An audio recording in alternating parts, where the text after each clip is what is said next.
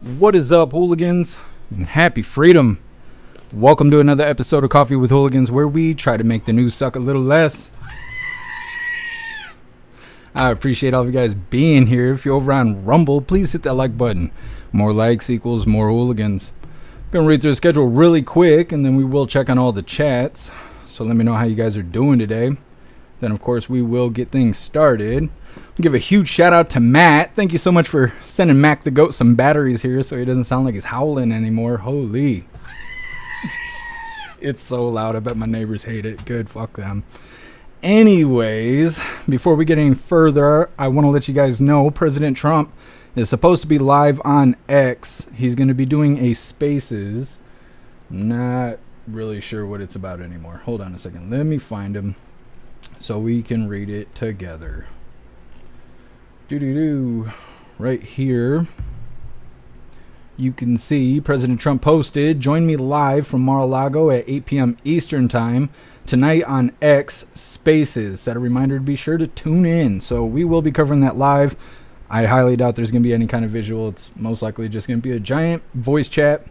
But that's okay, because as far as I know, it's the first time we're going to hear from him since he was shot at over on the golf course. And with that being said, let me remind you guys really quick, if you would like to join the website, right now is the time to do it. Go get yourself a membership for jeffmaclive.com. That way you can watch today's live, you can post in Hooligans Alley, and you can hang out with all the hooligans in the group chats. Plus, you'll be able to join us Fridays, 6 p.m. Eastern Time, for our voice chat, which is a lot of fun. So definitely go get you a membership for jeffmaclive.com. We're going to be starting off with a video titled, "Riley Gaines Blasts Shocking Ruling in Favor of Shape-Shifting Athletes." Riley Gaines is an advocate to kick shapeshifters out of women's sports and all of that. So we're going to get her take on it. Then we got a video titled, "Federal Appeals Court Hears Challenges to TikTok Ban Efforts." They talk about how there's 170 million users on TikTok, and how the government wants to talk bad about TikTok in China and stuff, but they don't have a problem with Temu or any other Chinese app like that. And then they also say, how bad could it be? Hyena Harris is over there on the TikTok app. So anyways, we'll be going through that. Then we have two videos. They're one subject. It's JD Vance smoking CNN, letting him have it because they were trying to twist his words while he was still present, and that didn't work out for them. Then we have a ass ton of news because of the assassination attempt on President Trump's life. Not the first one, but the second one, which is too many. The first one's titled, "FBI Investigates Apparent Assassination Attempt Against President Trump in Florida." That's a little summary of what happened.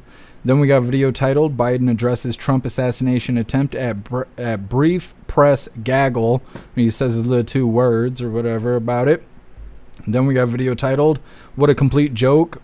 I don't know what this word is. Baratimo slams MSNBC for questioning temp of Trump's rhetoric. That's because the news is basically saying that he deserves it. For the things he says, especially about the cat-eating Haitians out in Ohio, he deserves what happened to him, says the mainstream media news, so they're getting blasted. Then we got a video titled, "Suspect in Trump Assassination Attempt Waited 12 Hours. And then they also got some information from the court documents because he's already been to court.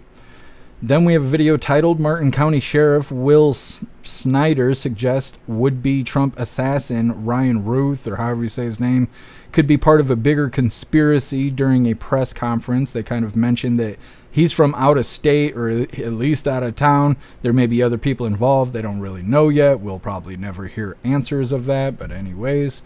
Then we got a video titled, "Ryan Ruth's Phone Voicemail." We're going to listen to his voicemail. This hasn't necessarily been authenticated, but at the same time, there's no fact checking or anything saying otherwise.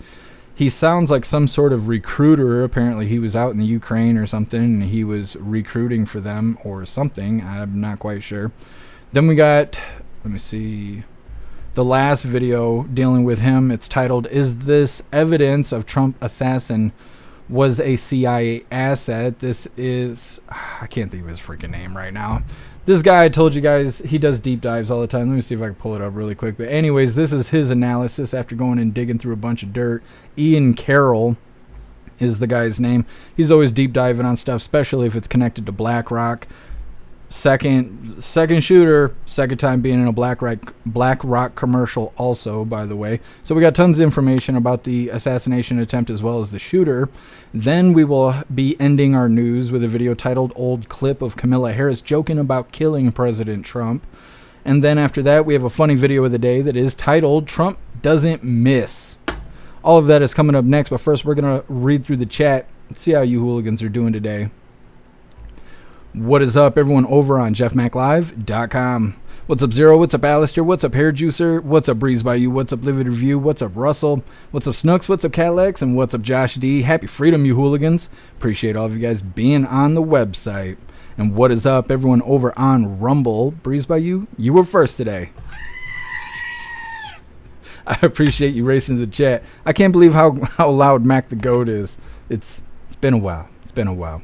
What's up, Ghostly? What's up, Schulers? Happy freedom. What's up, Gron? What's up, Sawdog? What's up, Cricket Kiss? What's up, Elisa? Let me see. What's up, Seppa? What is your name? We'll go with 78. Happy freedom, 78. What's up, Backwoodsman? Appreciate you being here. What's up, Cody? If I didn't get you, happy freedom to you. I think we got everybody. Don't forget, hit that like button over on Rumble. What is up, everyone over on Kick? What's up, Zeus Boot? Happy freedom. Yes, we're having some late coffee today. I almost canceled today because it's just been an overwhelming day. Plus, it's one of those days where if it can go wrong, it will go wrong twice. But couldn't have that because President Trump got shot at over the weekend. And, well, I could not come to work today. So I appreciate all of you guys being here with me. What's up, everyone over on Twitch? What's up, Tony Rich? Happy freedom to you. Let me see. What is your name? What's up, Pools? Happy freedom. Your power went out because of a hurricane. Where are you at? Where is there a hurricane happening? I didn't realize anything like that was going on. Or is GoofTube here today? Where's yes, there we are. What is up, everyone over on the communism platform? Mr. Satan, you were first over here. Saw Dog, you're omnipresent. Appreciate you. What's up, Dave? What's up, Tim? What's up, Shanti? What's up, MD Run? Happy freedom. What's up, Amazing Disgrace? What's up, DB? Happy freedom to you. What's up, Charles? Let me see. What's up, Randy? What's up, Island Girl? And what's up, Betsy? Happy freedom to you, hooligans. You guys are welcome. Hit that like button over on the communism platform. Oh, I didn't get this set up. Wow. I think YouTube took down my whole podcast playlist. That's fucking crazy. I think they banned me from the podcast area of YouTube. That's brand new. Well, that's okay. Anyways, what's up, Cassandra? What's up, Sam? Happy freedom to you guys. All right, let's go ahead and get this started. President Trump is expected to go live in 4 minutes, so we'll see how it goes, but it'll be all right. I'll keep an eye on it. We're going to be starting off with this first video titled Riley Gaines blasts shocking ruling in favor of trans athletes. These dudes in dresses. This morning, joining up by the dozens. Anyways, let's go ahead and get this started. But first, I got to remind you guys, we have these outraged hooligan t-shirts. It says, if you are not outraged, you are not paying attention. Comes in shirts for men, shirts for women, tank tops for men, tank tops for women, pullover hoodies, zipper hoodies, coffee mugs, stickers, dog tags. Today I got on the Hooligan 2A tank top. We got lots of items and lots of designs over on the merch store. I will drop the link in the chat while we're watching this first video. Morning, the fight for fairness in women's sports as judges in Arizona and New Hampshire rule in favor of biological males pushing to play on female sports teams. Our next guest has been calling out the unfairness since being forced to compete against trans swimmers in college. Host of Gaines for Girls podcast on Outkick.com, Riley Gaines joins us now. Riley, good morning to you. Two legal victories here on the trans athletes side of the equation here. The Ninth Circuit in Arizona allows trans athletes, and also this court in New Hampshire is going to allow trans athletes for the time being and to continue to compete against girls. That's right. This is pretty heartbreaking news is what it is. To see courts, to see judges ruling in favor of males. I mean, women's sports were created on the explicit grounds of being exclusive. And so when we allow males, regardless of how they identify, to compete in women's sports, it undermines everything that women's sports were created to protect and to uphold and to celebrate. I believe these judges, of course, one is an Obama appointee, the judge in Arizona, Really, they're acting more like activists. If you look at their statements they released, what they are doing is ruling not only in opposition to women, but really in opposition to biological reality. Riley, you're out there with this issue, obviously at the forefront of this issue. And as you pointed out, these are judges, and judges don't necessarily have their finger on the pulse of society. Do you feel like, I guess it can feel like, wow, this is a movement who is moving forward, like it's gaining ground. But I guess if we set aside the legal system, again, which doesn't necessarily reflect public sentiment, where do you think the public is moving on this? The public is 110% on our side. Look at it. That's why this issue isn't brought up in the same way that it was 2 years ago on public forums. That's why they didn't talk about this issue at the debate earlier this week. It's because the Democratic Party knows that. Are you kidding me? Kamala Harris, a Tim Walz ticket, they know that this is not a winning issue, that this issue does not poll in their favor, and so they desperately want to run from it. They do not want to attest to their voting records. They do not want to publicly say that they stand against women, that women are not worthy of calling ourselves champions, because that is the message that they're sending. That's the message that I've received loud and clear. And again, that's what you can expect from a Kamala Harris, Tim Walz ticket. Kamala Harris was voted the most progressive senator, I believe, in 2018. And so a Harris-Walz ticket would be a Joe Biden presidential candidacy on steroids is what it would be, Will. Well, Riley has a new special up at Fox Nation. It's called Transfixed. Let's take a quick look at Transfixed. She looked into my eyes and said, "You're a boy. This makes sense. You know, it's why you want to die and you're miserable, and everything will go away when your brain and your body are aligned." Riley, tell us about that clip. That's you interviewing, I assume, someone who's begun the process of transition or has transitioned. And tell us about the show at large. That's right. In that clip, you see me interviewing a young girl who was coerced at a young age to transitioning. You know, she got involved in these online communities and was manipulated into believing that she was a boy. Began to transition, but ultimately realized one day she still had that maternal instinct. She one day wanted to be a mother, but it was unfortunately almost too late at that point, as doctors had removed healthy body parts, her breasts. She began to detransition. Then ultimately she did get pregnant and she gave birth to a beautiful baby boy. But again, she doesn't have breasts to breastfeed, but they don't remove the mammary gland. She's still producing milk. I mean, really, really tragic, horrible, heartbreaking things. But these are the things that the American people, the American voters, your common sense, everyday American who intuitively knows that males and females are different, these are the kind of stories that they need to hear and that they need to see to understand this isn't a solution in search of a problem. This is happening all around us. And they can by watching Transfixed on Fox Nation, Riley's new special. Thank you, Riley. I'm Steve Ducey. I'm Brian Kill. All right, that was Riley Gaines there. Like I said, she was constantly standing up for women and women's sports and all of that because she had faced it firsthand. Oh, they killed me with the shapeshifter at the end, though. She gave a little extra details that we didn't need. They were like, yeah, the mammary glands are still there. The tits are removed. The zippers are there. And they're still able to breastfeed. And it's like, that's an image in my mind I didn't want. But okay. Anyways, that made me sick to my stomach. Well, we'll see if President Trump is doing the thing. It kind of seems like he is, but I don't know until we click it. So let's figure this out really quick.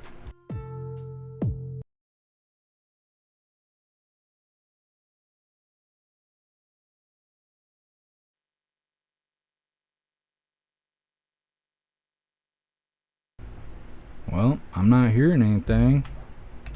Guess we're just waiting on President Trump. He is present.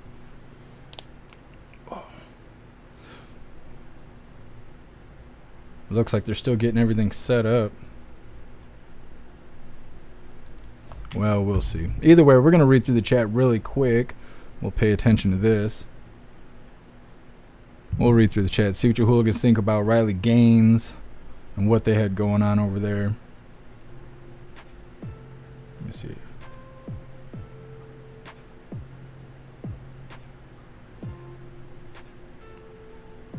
I'll just leave it. We'll see.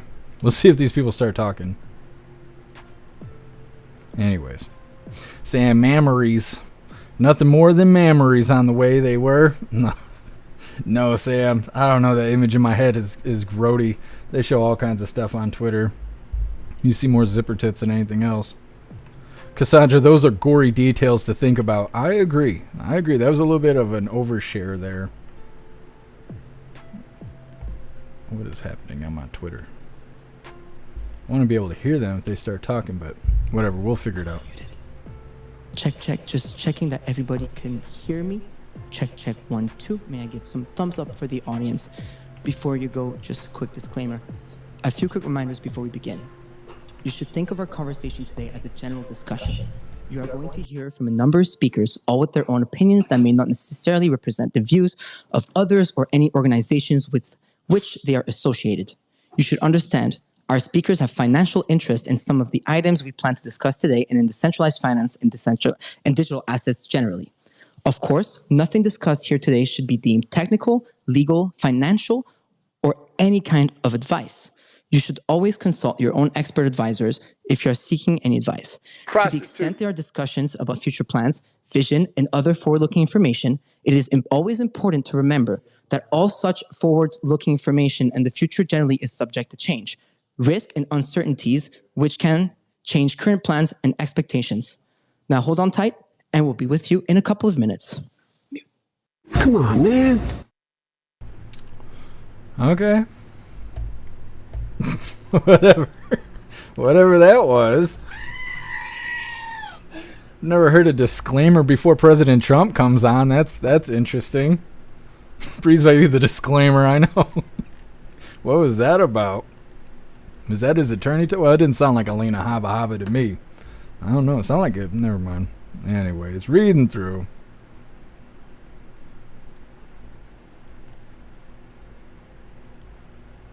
Breeze by you kids really need better parents? Yeah. I agree.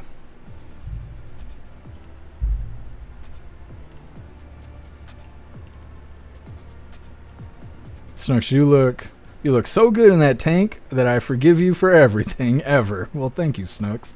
I appreciate the compliment.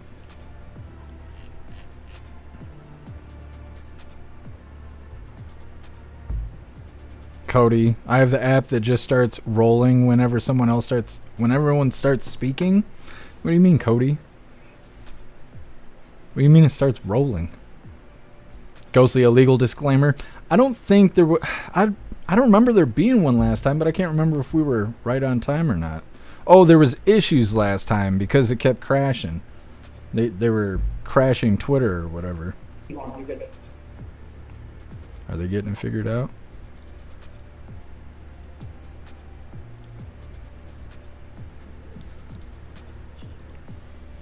I wonder what President Trump's going to say. What's up, O'Graham? Happy freedom. What's up, Spicy K? Appreciate you being here. Josh dropping the penis in the chat. That's too much. That's too much.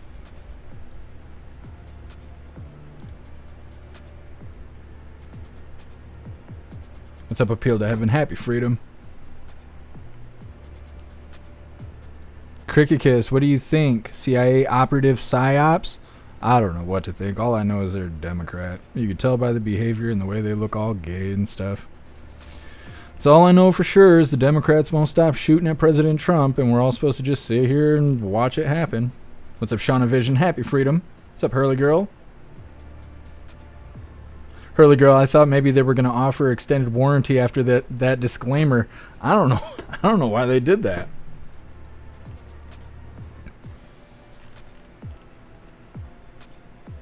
Thank you so much, 12 Man Off Grid, for continuing the membership program on Twitch for 4 months. You're officially a hooligan, and I appreciate you. Thank you. What time is it? Oh, it's not that late. What's up, Sage Pup? Happy freedom. What's up, Fry TV? Everybody else on the CommieTube. Probably going to get a strike showing Twitter on CommieTube. What's up, Hair Juicer? Not much.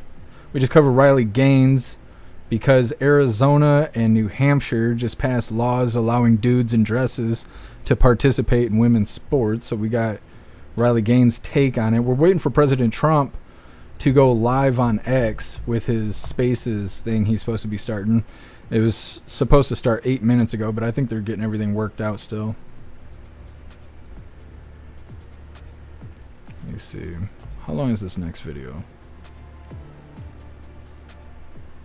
We probably got time. We're going to play this next video. Then we'll come back and see how the Spaces thing is going. Is there a way I can mute it? I don't really be using Spaces, so I don't know. Well, we'll just leave it on, and whatever's going to happen is going to happen. President Trump might start talking during this video. I don't know. I don't want to leave, though, because last time it was a nightmare to try and get into the Spaces, and I'm already in there. So we're just going to go ahead and play this next video, and whatever's going to happen is going to happen, because that's how we do things around here. So this next video is titled Federal Appeals Court Hears Challenges to TikTok Ban Efforts. They mentioned that there is 170 million users on TikTok. Just checking that we're muted again.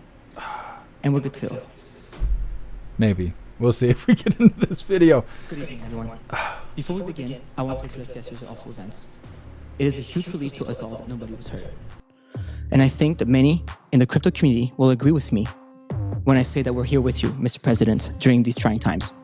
Your unwavering support for our community has not gone unnoticed, and we're immensely grateful for it. And really, the fact that after all of this, you've chosen to proceed with this interview blows my mind. It speaks volume, Mr. President, and thank you for being here tonight. Well, thank you very much, and I appreciate the remarks. It was quite something, but it worked out well, and Secret Service did an excellent job. And they have the man behind bars, and hopefully he's going to be there for a long time. Dangerous person, very, very dangerous person. But I appreciate the comments very much.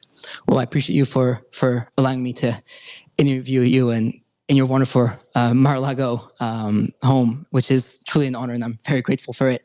Thank you very much. Thank you. So, Mr. President, I can say that myself, like I was saying, the crypto community and millions of Americans are relieved that you're here with us today after the second attempt on your life at the Trump National Golf Club. It's just horrifying. Can you run us through what happened? So I was playing golf with some of my friends. It was on a Sunday morning, and very peaceful, very beautiful weather. Everything was beautiful. It was a nice place to be. And all of a sudden we heard shots being fired in the air, and I guess probably 4 or 5. And it sounded like bullets, but what do I know about that? But Secret Service knew immediately it was bullets. And they grabbed me, and I think probably the other one, Steve is one of the people, Steve Witkoff, a great friend of mine, a great businessman from mostly New York and Florida, great businessman, and more importantly, just a fantastic person. So we're in the group, and everybody we got into the carts, and we moved along pretty good. I was with an agent, and the agent did a fantastic job. There was no question that we were off that course.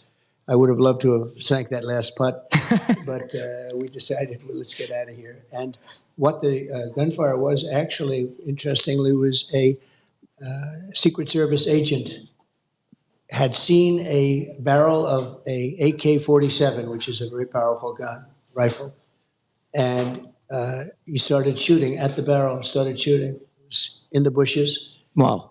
Could only see the barrel. How good is that, right? But could only see the barrel. Based on that, he started shooting and ran toward the target and was shooting a lot of, those were the shots we heard. The other one never got a shot off. And he ran across the street and grabbed his car, hopped into his truck or car.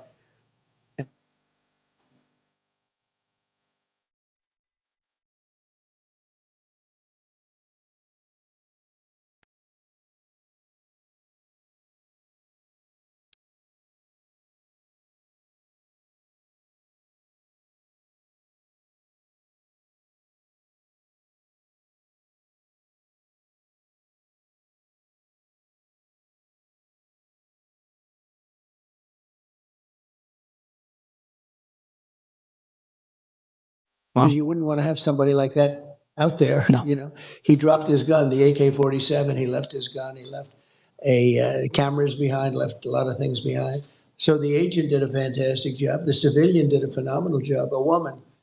I mean, who would think you could take 1,000 times like that? How many people would have the brain power to follow him and Not take many. pictures of the back of his truck so that they end up getting, and the key was the license. So they got the license, and after they had the license, there's all sorts of technology where they can literally pinpoint where this truck is. I never knew something like that existed.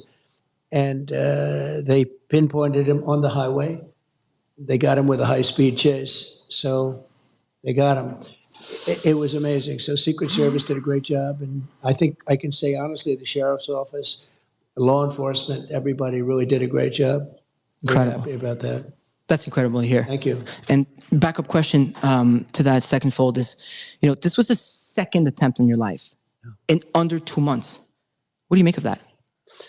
Well, there's a lot of rhetoric going on. Right. A lot of people think that the Democrats, when they talk about threat to democracy and all of this, and it seems that both of these people were radical lefts. The first one, they should learn more about. They have apps that they haven't opened yet, which is pretty strange. Right. And the father went out and got the biggest lawyer in the state of Pennsylvania, which is pretty strange, about the father of the shooter we're talking about in Butler, the first one. And that's pretty strange. There are a couple of pretty strange things going on there. I can say this, the Secret Service was very brave in the sense that bullets were flying, and when I went down, I purposely went down, I saw what was happening, and people are probably screaming. I'm not sure if I recognize that, but I went down, and Secret Service, they were right there with bullets flying right at them, and they weren't hit, but 3 other people were, Corey, a firefighter, and 2 other gentlemen who they thought died. And actually, the doctors in Butler were unbelievable. They saved their lives. And we've actually raised a lot of money for the families, and the family of Corey and the 2 gentlemen. And they both lived. They thought they were dead. The first thing I asked when I came up, I said, how many people are dead? Because we had a massive crowd. And with all those bullets flying, so 3 got hit. But there was a great display of bravery. I mean, it was incredible. Normally, the crowd experts will tell you when they hear bullets, and we heard a lot of bullets going off. Right. A crowd this was a massive crowd. You couldn't even see the end of it in a big field. And that the crowd always runs. They call it a stampede, like cattle. I mean, they stampede, and a lot of people get killed when they stampede. But they hear bullets, but nobody ran. They all stayed. Tens of thousands of people. Nobody ran. In fact, you can see it in the small group behind me. There was a group of probably a couple of 100 people behind me, and nobody ran. In fact, they're standing up. Some of them are standing up looking for the shooter. The other one has to get credit to local law enforcement. It was a gentleman that shimmied up to the roof, saw the man with a gun, and probably made him go faster than he would normally go. And so he didn't exactly hit the target the way he wanted. There's something going on. I mean, perhaps it's God wanting me to be president to save this country. Nobody knows, but when I made the right turn, it's very unusual because the people weren't on the right. The people were standing out in front of me. When I turned my head at an exact 90-degree angle, the bullet came zooming by and clipped my ear. And the reason so much blood, they told me at the hospital, I said, why so much? The ear is the bloodiest part of the body because of cartilage. He was giving me a whole description. I said, you don't have to tell me, but it was a mess. But amazing bravery shown, amazing talent, like the doctor saving the two men that were hit. They were hit really badly. I won't tell you exactly what happened. They were hit badly. And they both lived. Corey didn't make it. Corey was in bad shape. We had a person from the National Guard about 10 seats over from Corey run to his aid, and he was hit in the head, with all of that, was giving him mouth-to-mouth resuscitation because he was still alive. Wow. And people couldn't believe it. They thought it was such an incredible act. Who would do it? It would, just an amazing thing. And we're going to take care of him too, because just the fact that he could do it, and some other people. So it was amazing bravery. And there was a mistake made, a bad mistake. That one building was unmanned on top. Very. And that was a mistake. There's nothing you can say about it. But that was some that was some crazy day. And then yesterday you had another one with a different result, actually, much better result, because we lost Corey and two gentlemen were very badly hurt, but they're in pretty good shape now. Right. A lot of talent. Those local doctors up there had tremendous talent. Love to hear that. Well, this is more of a personal question. Okay. Just turned 30 last week. We were just chit-chatting outside the room here.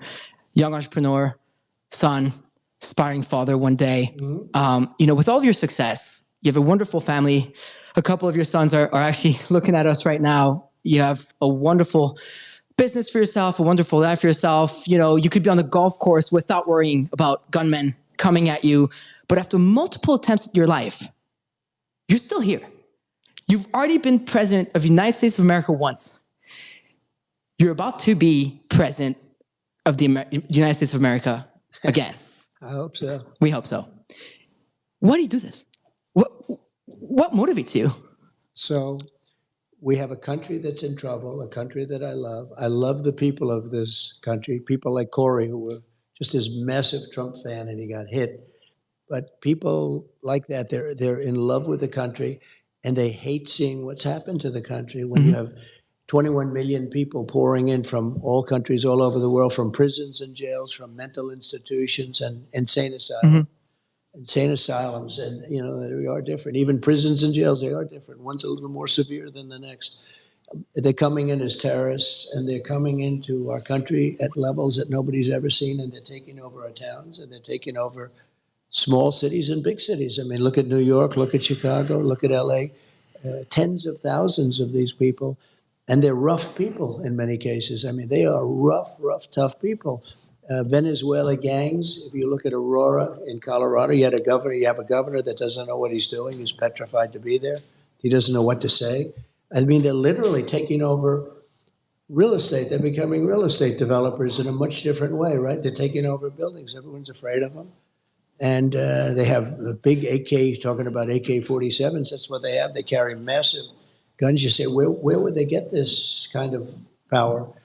And they're vicious people. They're gang members from Venezuela, largely, and known as being one of the roughest gangs anywhere in the world. You have MS-13, which is a bad gang, and you have these guys.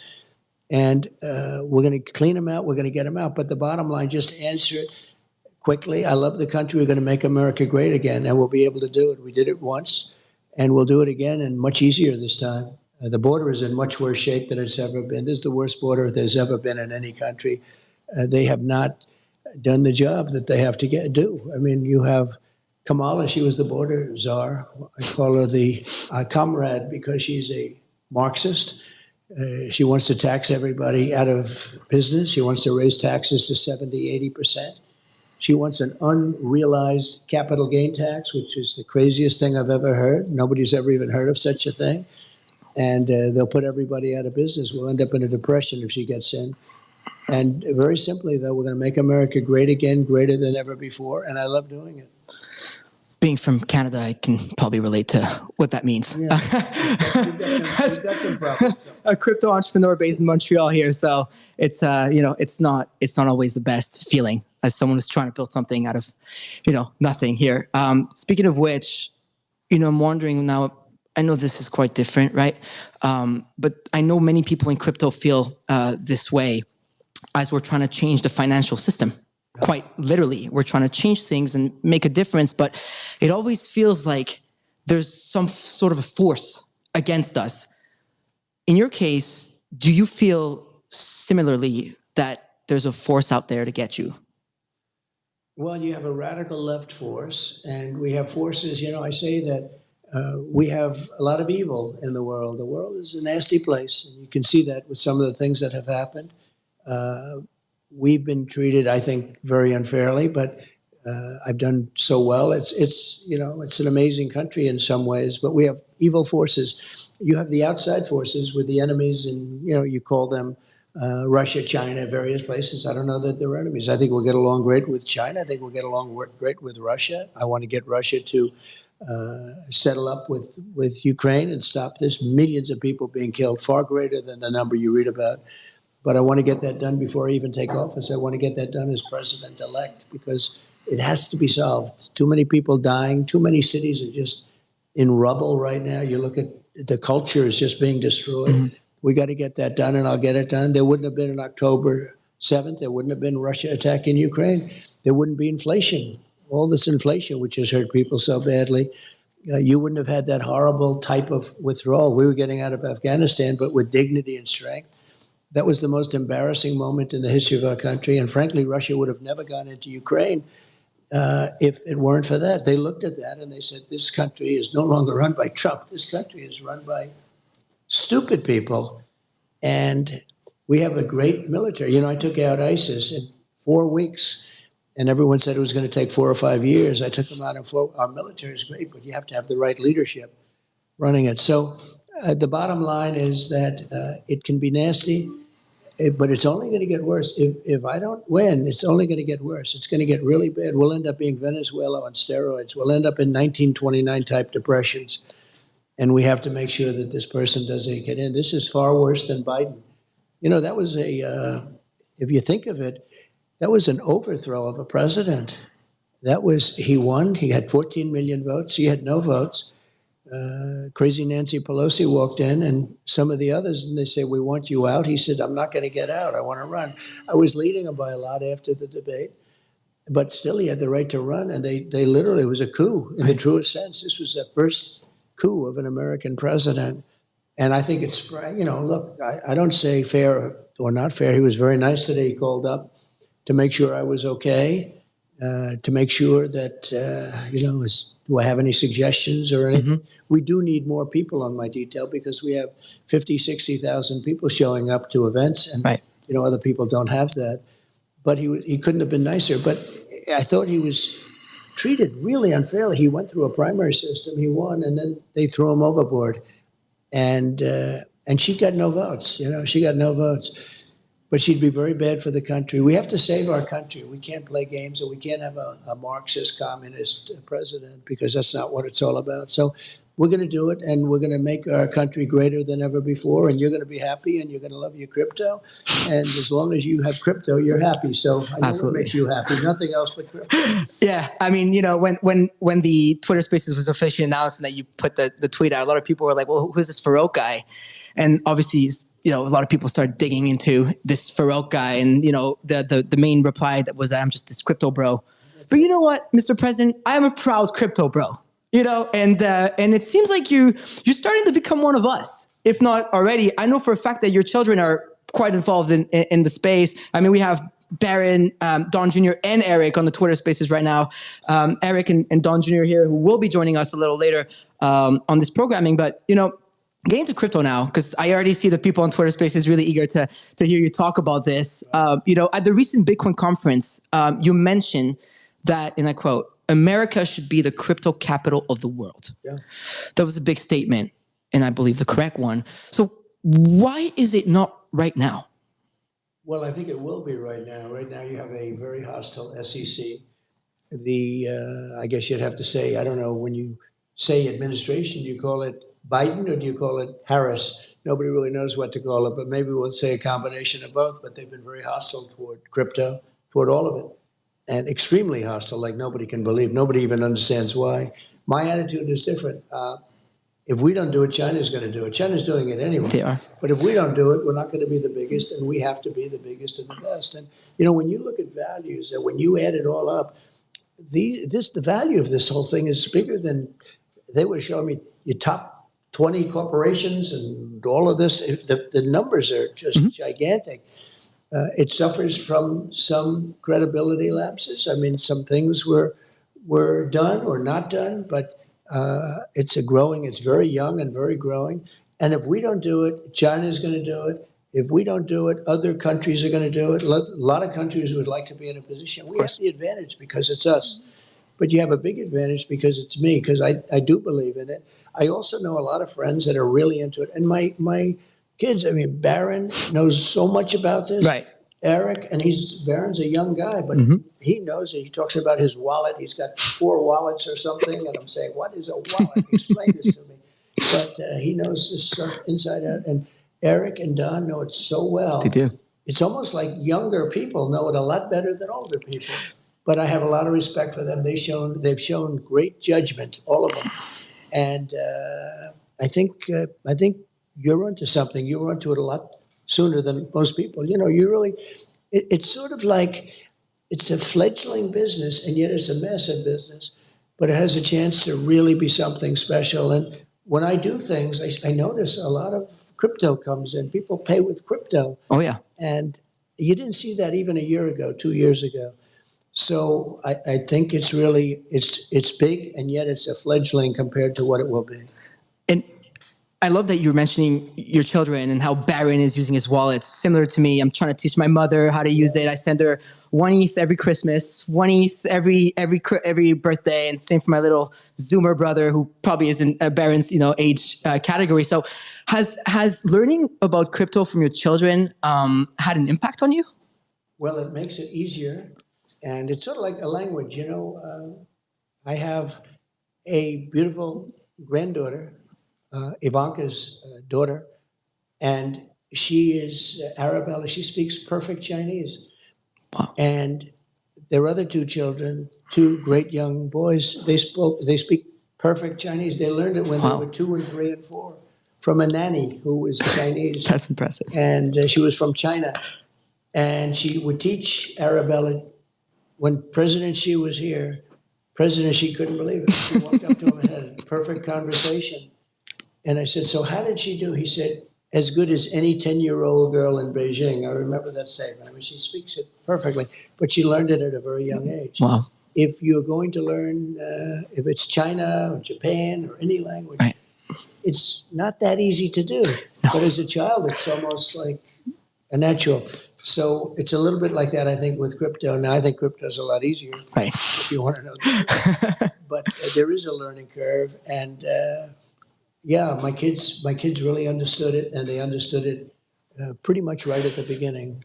Yeah, we were chatting with Eric in the back, and I was like, "Whoa, okay, this is really awesome." He knows. Yeah. We're about to hear all about your son's crypto endeavors and how much they know about it, which is really cool. You know, I just came back from Asia. I was at the Korea Blockchain Week and at WebEx in Japan, and over there at the moment, everybody's in Singapore tuning live to listen to us live on Spaces for Token 2049. What's impressive in the East is that crypto is not the future, it's the present. Whereas when I come here and in Canada and North, it feels like I'm being taken aback. So the question I have for you, following up on what I was asking earlier, is why is it so important for America to lead in cryptocurrency adoption and innovation? Well, it's crypto, it's AI, it's so many other things. You know, AI, speaking of an interesting future, it needs tremendous electricity capability beyond anything I've ever heard. It never made sense to me, but this is what it needs. If you take all of the electricity coming out of the U.S., in order to be dominant in AI, you need twice that amount, just for this one thing. Who would think that? You need twice the electricity we already have. And you got to get started. I mean, you have to be, if you're the U.S., you have to get started. Right. You don't want to be left in the dust. And China's already building electric plants, and they want to build them for the AI, and it's very important. But you need tremendous electric, and in this country, because of our strong environmental impact statement problems that we have, China doesn't have those problems. They don't do them.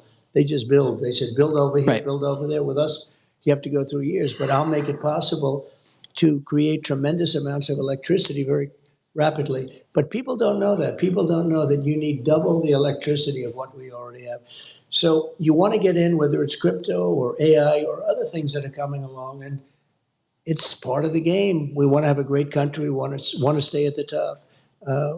We're making things now. We're starting, and it started under my administration, that there was no chance of ever even getting involved in for a long time. Right. And we're leading the pack in so many ways. One of the things I'm very proud of is Space Force.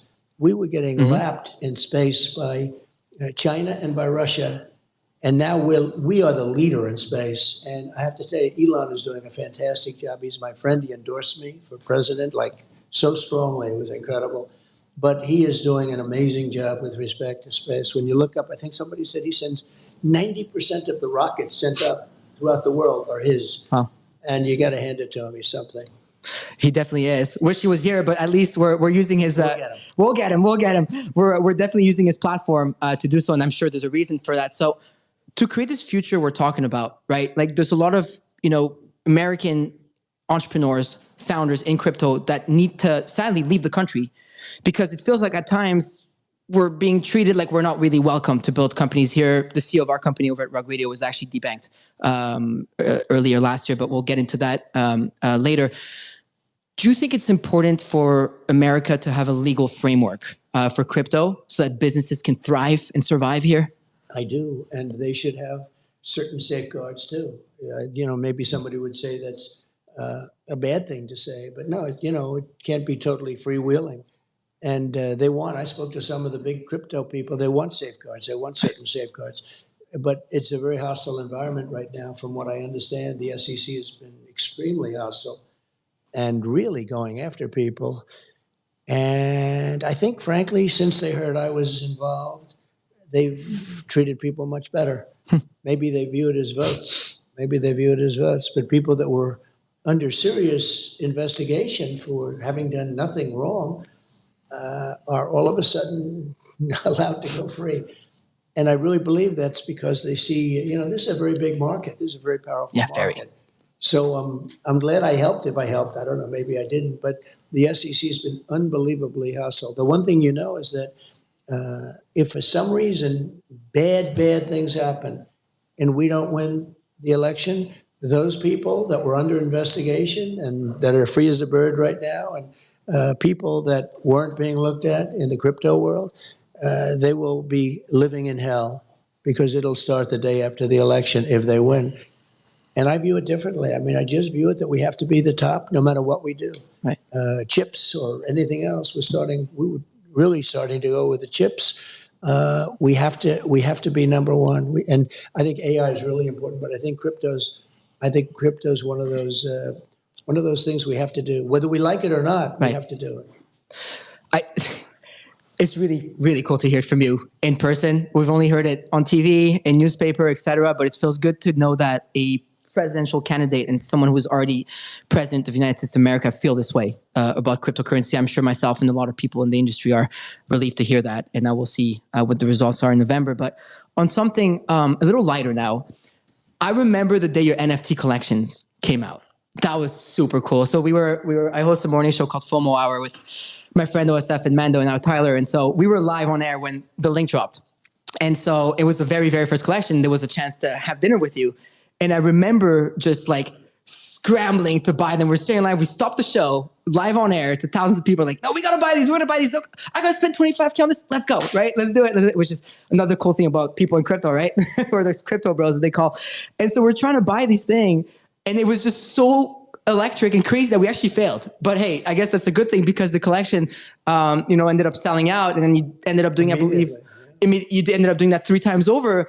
Can you tell us more about the success that you have had with NFTs, but also did that surprise you? Well, I got in very late, and NFT was considered cold. I mean, to be honest, it was a cold industry.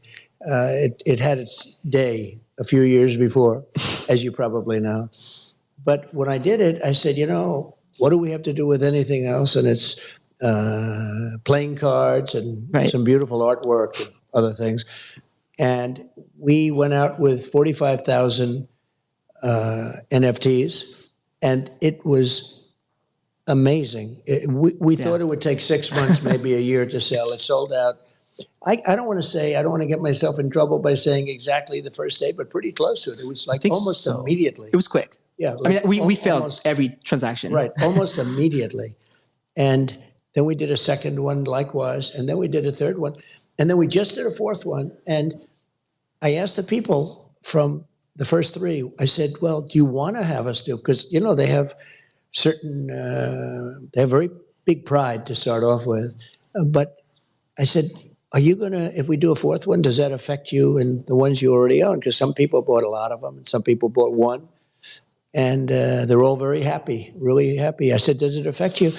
And everybody, it was like sort of a phone poll, and everybody wanted the fourth one, which surprised me because you would think they wouldn't want the fourth one because maybe it waters down their own pieces that they have. And they did. They wanted it, and they wanted it badly. So we did a fourth and just did it recently, and I think it's just about gone. It's amazing.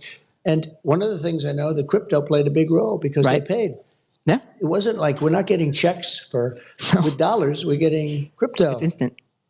Instantly. Yeah. It's been, and that taught me a little bit about what you love. It taught me something that was incredible. We did the NFTs.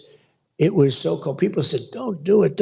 You're not going to. I'm sure. And we did it, and it sold. Literally, we had anywhere from 6 months to a year, and I think we did it in a day or something. No, it like was that. Right? It was quick. Yeah. It was quick, and Very you know good. what? It was fun. That's what it was. It is fun. It was a lot of fun. So I'm aware that you probably have a million things to get to. So I kind of want to finish off with a couple more questions for you, Mr. President. So first and foremost, were the NFTs a big part of the story, of your story, of how you came to see the value in digital assets? A little bit, because so many people paid this way. If they didn't, if they would have been paying in dollars, I would have said, that's standard. I would have assumed. And I was blown away. I wasn't overly interested in it, to be honest, but I did ask, like, what percentage was taken between Bitcoin and all of the other things, but through crypto, and it was a massive majority, and I was a little surprised by that. And that was a while ago now, and it opened my eyes. But I think my children opened my eyes more than anything else. Wow. And plus, I have a friend on my right who's a very smart guy, and he's not quite as young as his fantastic son, who we were dealing with, Alex, and all of them. But he knows a lot about this stuff for a man of his age. He's still pretty young, but for a man of his age. Steve Witkoff knows a lot about this. He definitely does. And he's sitting on your right. We're about to get to Steve Witkoff. And for everybody in the audience right now, if you're listening to us live, hang tight. I have one more question for Mr. President, and then we're going to be joined by Don Jr., Eric Trump, and the World Liberty Financial teams, and Corey and everybody, the advisors around it. So we have quite the programming for you. But Mr. President, one last question that you may or may not have answered with your last answer here is, so if there was one thing that got you to see crypto differently, what was it? If it was what? One thing that got you to see crypto differently. What was it? Well, maybe the NFTs. You sort of brought that up, because I was surprised again at the percentage of them that were sold through that form. You could do a new form of currency. You could call it anything you want, but that was. I think it was also the level of enthusiasm that my young sons have for this. Pretty young guys. I mean, one's extremely young and two are pretty young, right? But the level of enthusiasm they have for crypto. Yeah. And also, just to add a third element, I have a lot of friends, some very smart people, and they're believers. So it means something to me. Well, I appreciate that. And I appreciate you. Everybody hang tight, please. I will go to Mr. Witkoff in a second, and we'll be joining by the next set of guests. But Mr. President, it's an honor. Thank you for having me. And honestly, the fact that you've done this the day after a second assassination attempt means the world to me. Just a little 30-year-old boy from Montreal that, started from just you guys 30? Hosting yourself. So thank you for allowing me to do so. Great job. Thank you very much.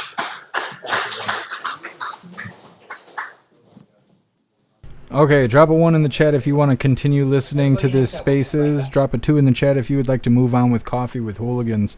It kind of sounds like that's it for President Trump. They're going to be interviewing other people about cryptocurrency. Let's see what you guys think. Oh, no worries, Amarane. I appreciate you being here.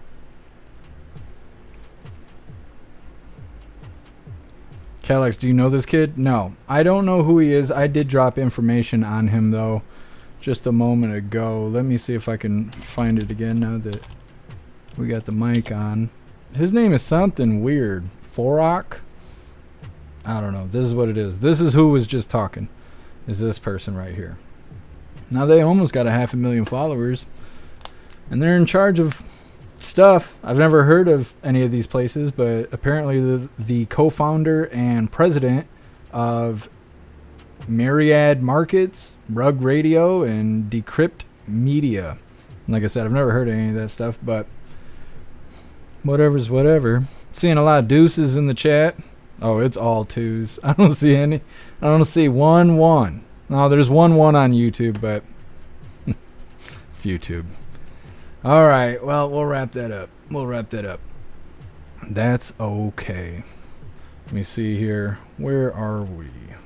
Next up, we have Federal Appeals Court hears challenges to TikTok ban efforts. I'll pull this up really quick. But first, before we get into it, what did you guys think of that little live spaces there?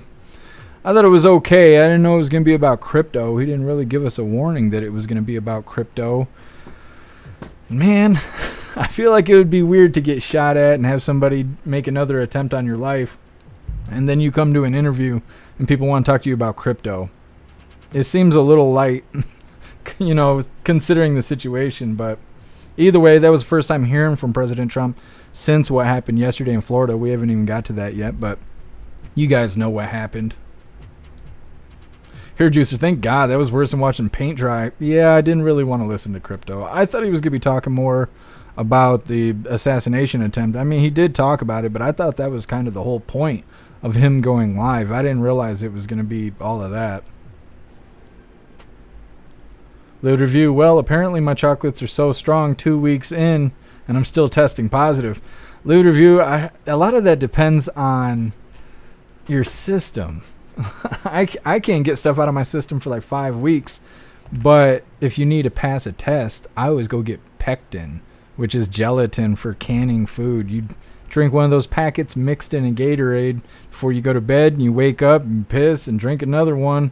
You'll pass any test for the next 6 hours. I know that for a fact, but as far as getting it out of your system, you might have another 2 weeks to go.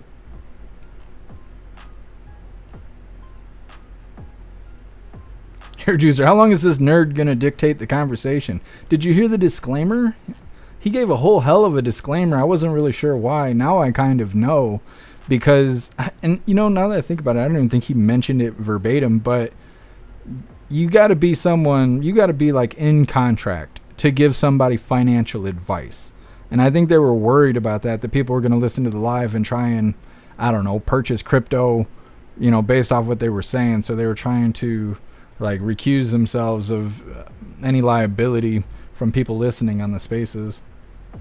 Breezeway, you could test positive for weeks. Yeah, they say 4 weeks to get weed out of your system, but it depends on your metabolism. Cadillacs, it's weird that it was his first interview and public address since the assassination attempt. Yeah, Cadillacs. Well, and I think that it was weird because that's not the point of the conversation. They were doing crypto. I don't know. I feel like if he was going to do that, maybe he should have did a statement first, like an audio statement, or went live or something, and then did this little interview separately. Because I feel like most people that are coming to listen to that spaces on Twitter, they're going with intentions of hearing President Trump talk about what happened yesterday. And instead, they're hearing people talk about crypto. And up until President Trump said anything about crypto a few months ago when he did that appearance, that live speech that he did at the crypto convention or whatever, up until that point, most people older than me don't care about crypto. They don't want no part of it. They don't care about NFTs. When Trump released the NFTs, which they were just talking about, a lot of people were against it because they're against the cryptocurrency and all of that stuff. Kind of like TikTok, right? A lot of people are against TikTok. They don't have a real good reason. They just are. They just decided they're against it. And so it's really weird to have so many people showing up thinking it's about the assassination attempt, but really it's just talk about crypto. So I don't know. I feel like that kind of, I don't want to call it misleading because I don't think it was intentional, but I feel like it makes the announcements go dry. So when he's like, hey, I'm going live, people are like, oh yeah, okay, because they don't want it to be about something that they don't care about. And if he's not going to put things in context, it'll make them just stop caring when he's going live. And that's, obviously a problem, but either way. Calax, Sarto sucks so bad. It's not bad if you mix it with a Gatorade. Just dump the whole thing in a Powerade and shake the hell out of it. You'd be all right. Breezeway, I've never worked anywhere where you had to be tested. Really? Almost every job I've ever had, I had to be tested. RK, crypto doesn't work at... This stuff's everywhere. Ghostly, I don't like crypto because every transaction can be tracked. Yeah, it's true. And I'm not saying there's not reasons to not like crypto. Crypto's absolutely not for everybody. If you don't know what's going on, things can get messed up and you could lose a lot of money. The other thing is it's fluid. It's like trading stock. The price is constantly fluctuating and moving and stuff. So, yeah, crypto's not for everybody. And I'm not giving financial advice, by the way. We're just talking about everything. Alistair, I invest in crypto. I'd love to hear what someone like Trump thinks of crypto and any advice he might offer. And I'm way older than you. Yeah, Alistair, but not everybody's like that. There's a lot of people older than us that are just against anything digital. Besides, Trump was done talking about crypto. They were going to move on to someone else, and then I think they were going to hear from Eric and Don Jr.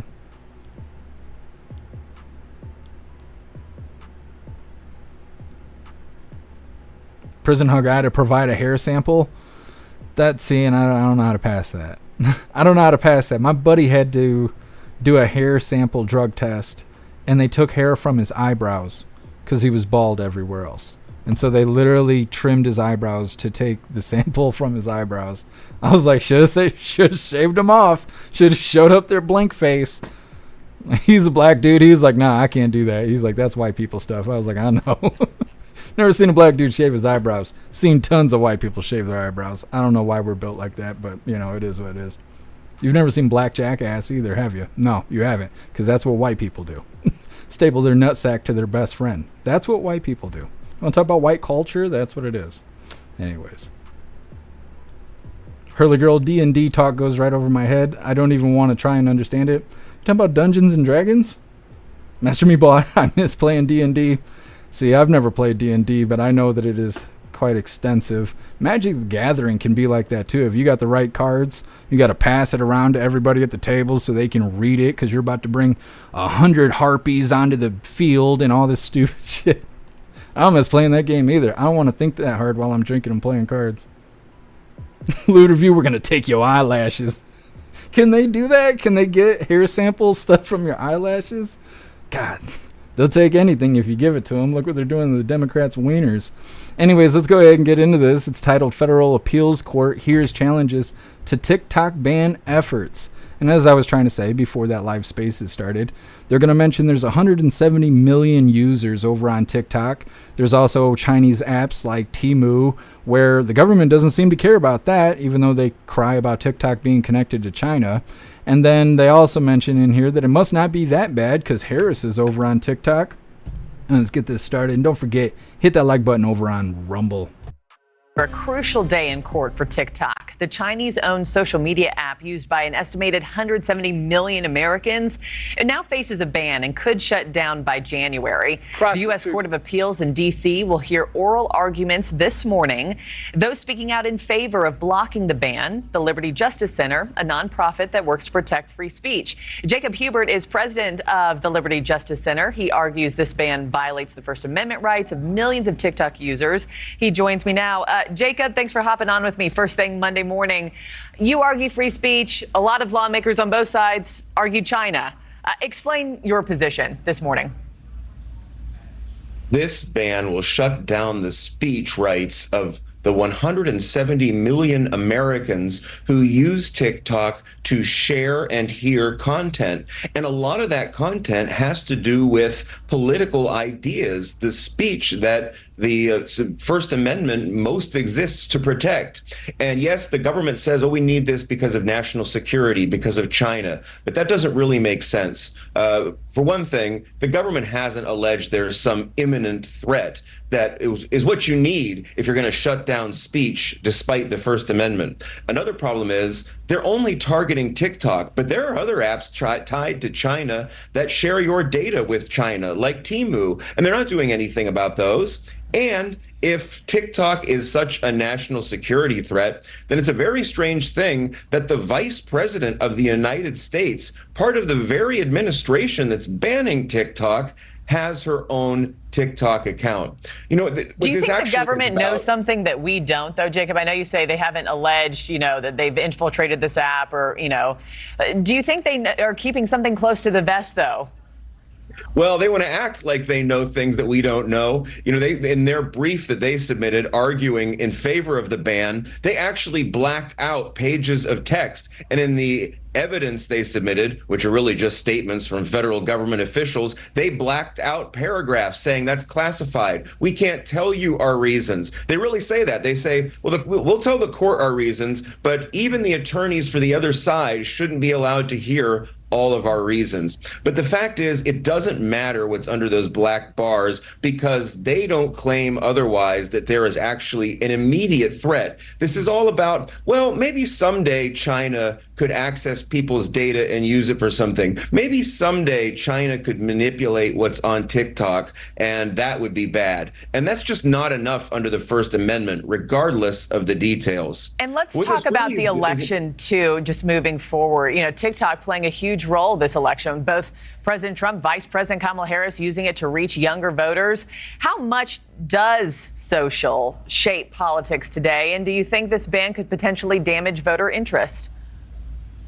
Well, definitely a large percentage of Gen Z people get their news from TikTok. They're not going to other sources. They're not even going to other social media sites. And that's one reason why our client, who we represent in this case, Based Politics, uses TikTok. It connects them to a Gen Z audience that just doesn't exist anywhere else. And the people who are banning TikTok know this, and that's one reason why they want to shut it down. And that's not just my guessing. That's not a conspiracy theory. The people who passed this law said that's why they want to do it. And even now, the government argues in this case that a reason they need to do it is because, well, China might manipulate the information people see. But the information people are consuming on TikTok is the speech of other Americans. It's not stuff from the Chinese government. It's Americans talking to Americans by and large. And if you shut down TikTok.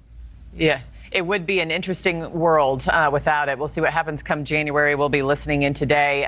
Jacob Hubert, sorry to end it there, but would love to have you back as we follow this moving forward. Thanks. She just interrupted him every chance she could. God forbid a man speaks, you know. Anyways, they're all been shaped out of TikTok, and they ain't got any good reasons for it. Like I said, they got Temu, and everybody loves Temu. They all order their Chinese bullshit, you know, get a whole desk for 40 cents and whatnot, and the government doesn't care about that. They're collecting your data and stuff, too. And they care about TikTok, but like we said before the video, and I think they even mentioned it during the video, Hyena Harris is on TikTok. Can't be that bad. They say TikTok is banned on all federal phones. How does Harris control her TikTok then? Like, it doesn't make any sense.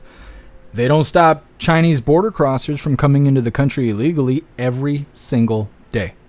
China on your phone is bad. China in your backyard raping your kids, that's fine. That's totally fine. As long as it's not on your phone, better not be on your phone. They might do something with your data, but like I said, when they're banging your kids, don't worry about it.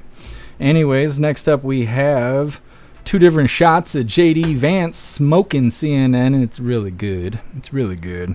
They were trying to twist his words while he was still present, and he wasn't going to bow down and take that. It's coming up next, but first we're going to read through the chat and see what your hooligans think about TikTok. Livid Review, seems like most policy is geared towards social media influence and control of info. Yeah, Livid Review. It seems to be a popular topic every single day, how they want to control information on the internet. And that's what it is about TikTok. They can't control what TikTok censors. That's controlled by ByteDance. And they don't control that because it's an asset of China. And so they want to say what gets censored and what doesn't get censored. And ByteDance isn't listening. And so the government wants to either get rid of TikTok or sell it off to somebody. And that's wise, because it's all about control. But they lie and they try to say it's about the content and all this other stupid shit. Even though the content from TikTok is on every single other social media platform. If you've ever seen a little TikTok logo dancing around on the video you're watching TikTok content, regardless of what platform you're seeing it on. So it's obviously not about the content. Otherwise, the content would be banned. It'd be banned on Facebook, Instagram, and YouTube immediately, because those are the most censored platforms. And so just by the fact that it's not banned, that's how you know it ain't about the content. Priest by you, JD was on fire. Yeah. JD Vance is doing really good. And he did word things a little loosely, especially for being on CNN. And they tried to take a hold of it. And he was like, hold up. I'm not going to let you twist my words like that. Called him right out. What's up, Fresca Bean? Happy Freedom. Bill Clay, if we ban TikTok, how will we tell time, AOC? My goodness. I wouldn't be surprised at all. Like I said, most of the 20-year-olds walking around right now, they can't even read an analog clock. They got to have the digital numbers or else they don't know what that says.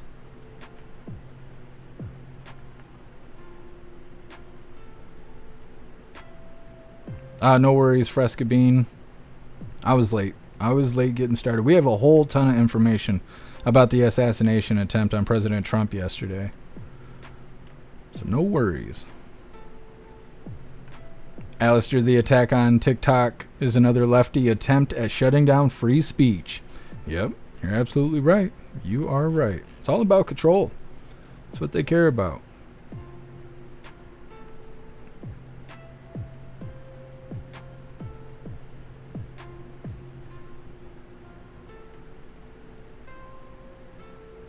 What's up, Eric the Cat? Happy Freedom. Status quo, TikTok is right twice a day. Is that how it works? Mushroom, I hate TikTok and short form videos, but I don't think it should be banned. Yeah, I don't think there's anything worse on TikTok than there is on any other platform. What's up, Runtime? Happy Freedom. And I mean, yeah, I don't want China having my data, but Facebook sells our data to China and everything on the internet. You know, anything with cookies is tracking you. It's collecting your information. It's harvesting your data. If you've ever been to a Discord gets in trouble all the time because users' data gets picked up by Discord. I mean, everybody does it. Everybody does it. If you're on the internet, your data is being harvested. For some reason, they're after TikTok and they don't want to be upfront about it. Well, because it's the government. Anyways, we're going to get into this next video. And we got two of them because they got it in a million pieces all over Twitter. But that's okay. We're going to watch both of them back to back. This is JD Vance just smoking CNN. I don't know what this reporter's name is, but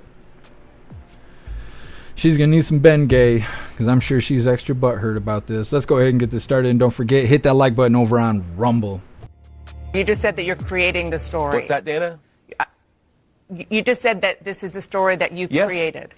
So then the eating dogs and cats thing is not accurate. Dana, it comes from firsthand accounts from my constituents. I say that we're creating a story, meaning we're creating the American media focusing on it. I didn't create 20,000 illegal migrants coming into Springfield thanks to Kamala Harris's policies. Her policies did that, but yes, we created the actual focus that allowed the American media to talk about this story and the suffering caused by Kamala Harris's policies. You just said that you're... All right, so that's the first part. Obviously talking about the Haitians eating the cats and dogs and ducks and geese and everything else over in Springfield, Ohio. Now, like I said, he worded it loosely, saying, well, yeah, we created the story, like saying we brought so much attention to it that the nation is talking about it. This reporter tried to spin it and say, oh, you're just making shit up. You're just making these stories up. And of course, he's like, hold up. That is not what I said. And I had to clear it real quick. So this is part 2 of that. These calls from the Dana, constituents. and they're telling me this stuff is happening. Dana, would you like to ask me questions and then let me answer them? Or would you like to debate me on these topics? I noticed that when you had Kamala Harris and Tim Walz, you gave them multiple choice answers to the questions that you asked, and you allowed them to answer the questions. I'm happy to be here to talk about policy, but if you're going to interrupt me every single time that I open my mouth, then why am I even doing this? So please ask a question, and I'd ask you to be polite enough to let me answer. These calls from the... And even at the end, even after he's calling her out, like, stop talking while I'm talking. Stop trying to change what I'm saying. Even at the end of it, she interrupts him again. Throw the shoe. I'm just saying. Goodness. Anyways, next up we have FBI investigates apparent assassination attempt against President Trump in Florida. This is the beginning of 8 videos that are all related around the assassination attempt that happened yesterday. Some of them are longer than others. Don't you worry. But we have all the details. This first video is just a summary of what happened. And like I said, we have details about just about everything. So anyways, that's what's coming up next. But first, we're going to read through the chat, see what you hooligans think about JD Vance. Now, before we get into that, I want to remind you guys, if you would like to participate in Free Speech Saturday, make sure you post all of your memes over on Discord or on jeffmaclive.com. Just hop in the group chats on either platform. You'll see the tabs labeled memes. Drop what you got and we'll shout you out, as we're making Saturdays more fun. Now read through the chat and we'll get on to all the details with what happened with President Trump's second assassination attempt that happened yesterday. RK can't stand her. Yeah, I don't even know who that woman is. She needs to go home. Her cats miss her. Lived review, can't stand TV news, period. Yeah, I hate all the fake stuff and the pompous attitudes and the interruption. I like those three things. Hate that. Hate that so much. Cassandra, her face, she didn't know what to do. Her husband that bangs guys on the weekend never talks to her that way. I'm sure of it. Prostitute. Just saying. Breeze by you, that's what CNN does. Just make stuff up. Thoughtbot, I slapped Dana Bash in the gash. Holy Thoughtbot. My goodness. I know my neighbors are like, what the fuck is that? Never heard that goat scream so loud in my life. Slapped her right in the gash. That's too much. That's too much.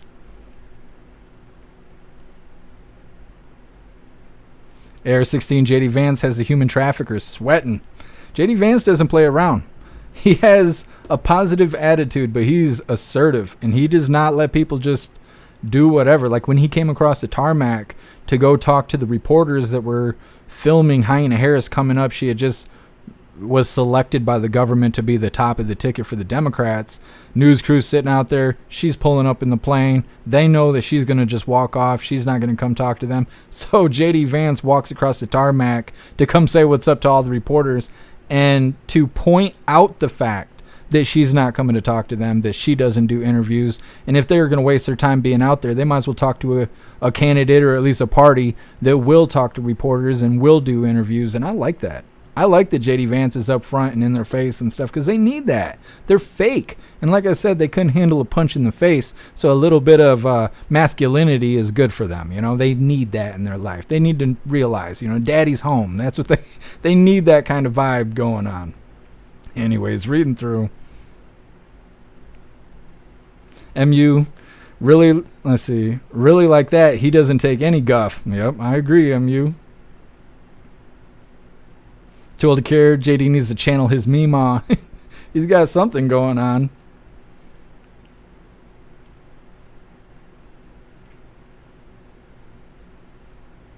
Alistair making slap a bitch great again.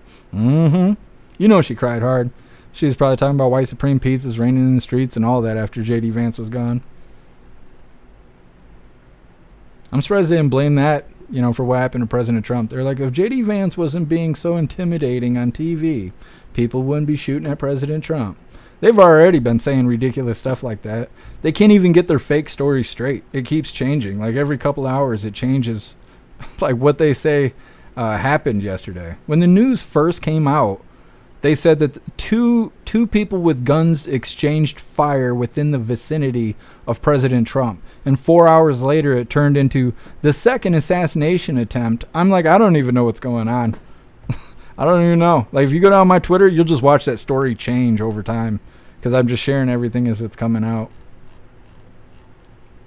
They're scared of the mean tweets. Hey, thanks for being here, Master Meatball.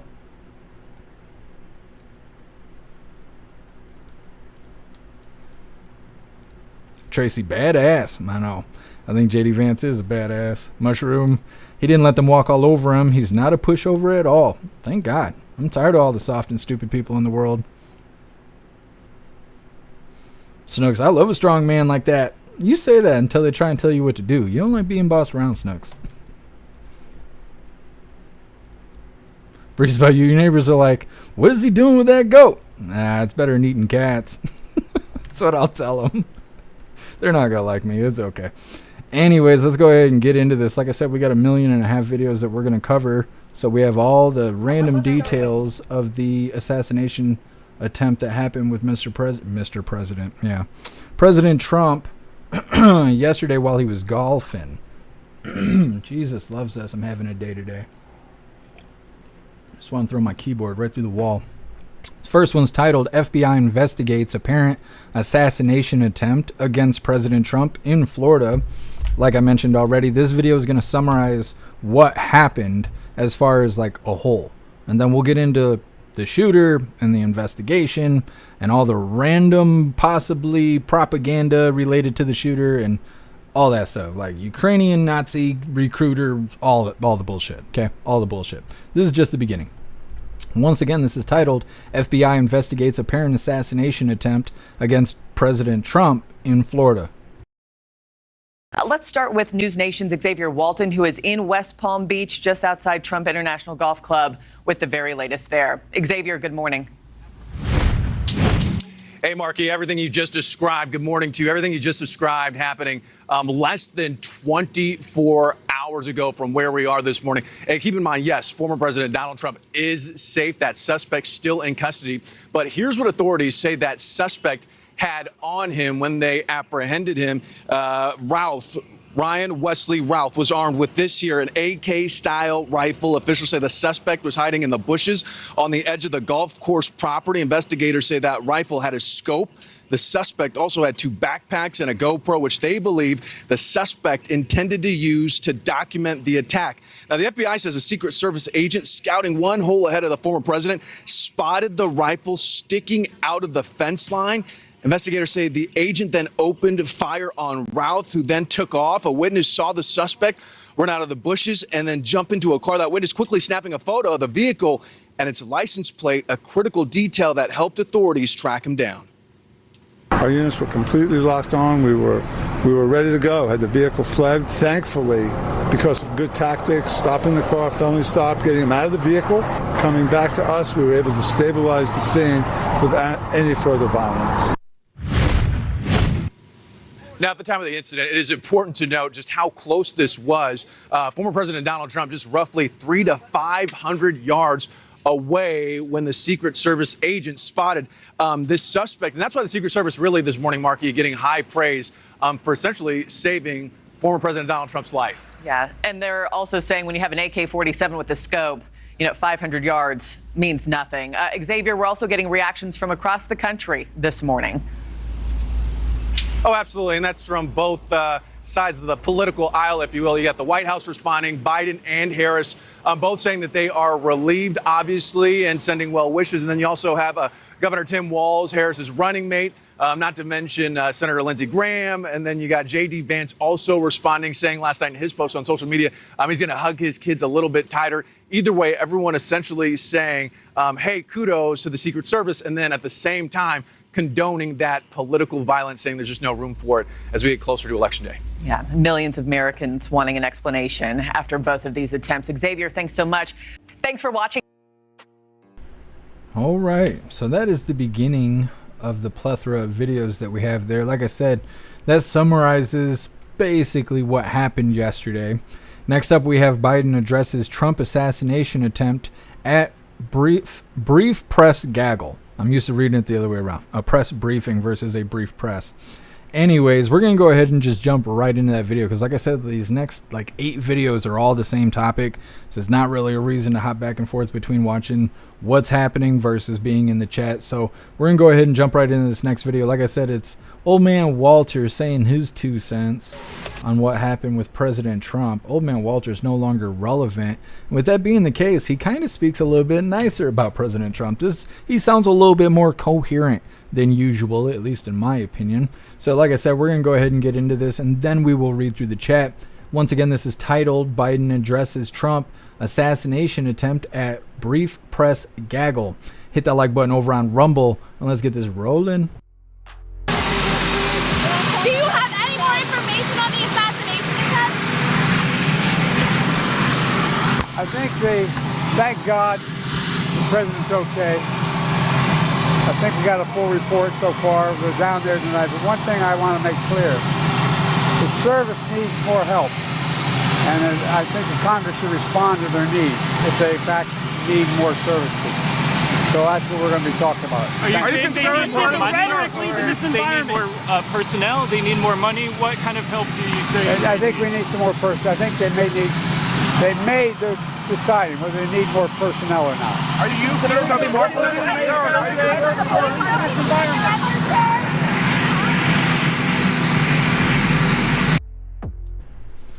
All right, old man Walter referring to President Trump as the president.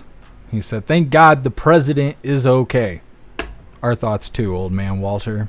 Our thoughts too. We're going to read through the chat really quick and see what you hooligans think about old man Walter, as well as the summary that we just covered about what happened yesterday with the assassination attempt of President Trump. Next up, we have a video titled, What a Complete Joke. Bartarimo, I think their name is, slams MSNBC for questioning temp of Trump's rhetoric. I believe in this video they're kind of blaming President Trump for being shot at. They're like, well, if you wouldn't say those bad things, people wouldn't shoot at you, which is bullshit.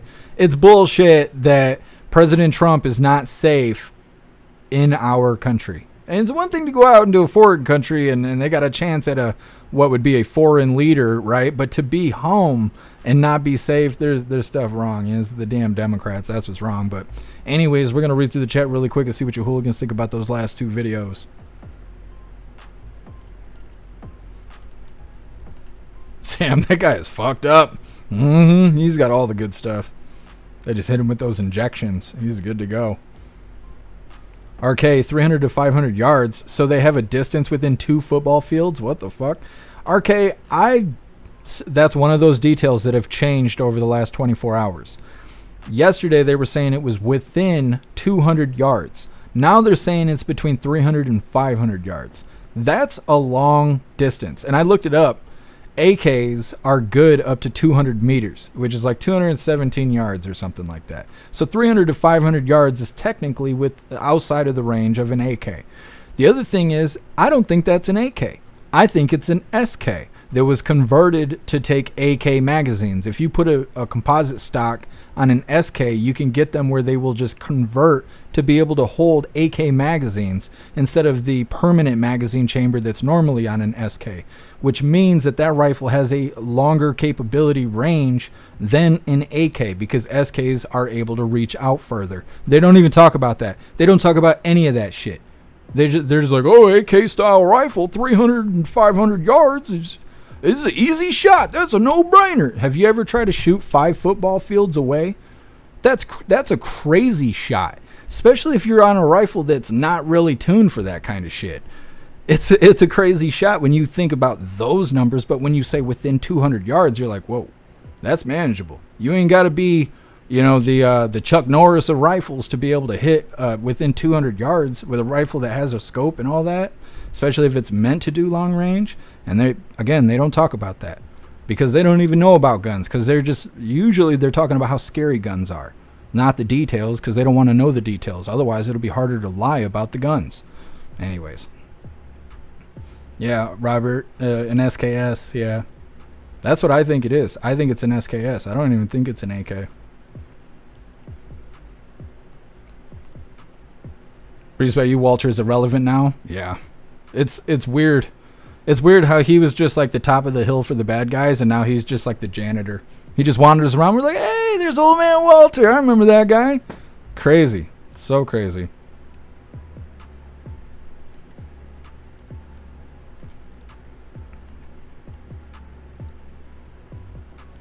Live review. Oh my God, they tried to kill Trump. We need to ban rifles, said no person ever. I was waiting for them to actually do that, to make those claims. Not yet. What's up, FEMA region? Happy freedom. But he wasn't allowed to have any weapons, Jeff. He's a felon. Well, yeah, but I wasn't even talking about that. I was just talking about the differences in the rifle itself. When do we get to shoot back, Prison Hug? I'm not allowed to say. We'll know. We'll know. When it's time, we'll know.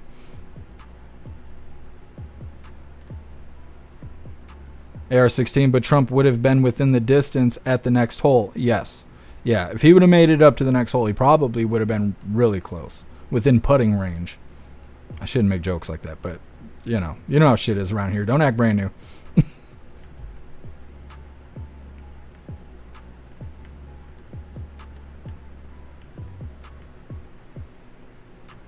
Amarain, yes, all blaming Trump for being shot at. Yeah. That's what's even crazier, is they're like, he's a threat to democracy. And then people go and shoot at him, and they're like, yeah, he's such a threat to democracy that the things he says deserves to be shot at. Like, what? What? There's nothing that anyone says where they deserve to be shot at. Words, again, sticks and stones. They're so scared of words that they think the proper response to language is bullets. Like fucking stupid people out there.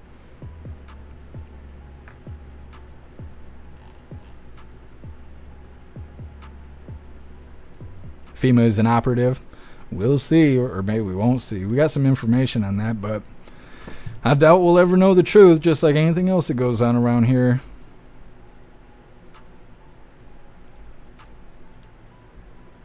Zeus Booth, the original report said shooter was between hole 4 and 5. Now they're saying it was across the course by 6. Yep. Like I said, they keep changing everything. What's up, Tom Servo? Happy Freedom.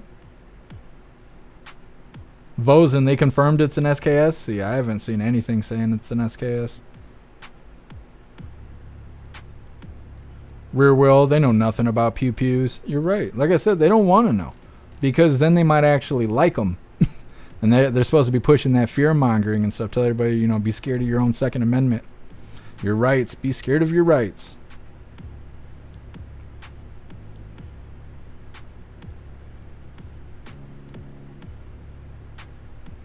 Mushroom, what does an AK shoot? 30-06? No, it's 7.62 by 39. Yeah, Mark. Yeah, that's what it shoots. What's up, Bombay Man? Happy Freedom. What's up, Mr. Coffee? Mr. Coffee, AKs aren't inherently accurate, even at 200 yards.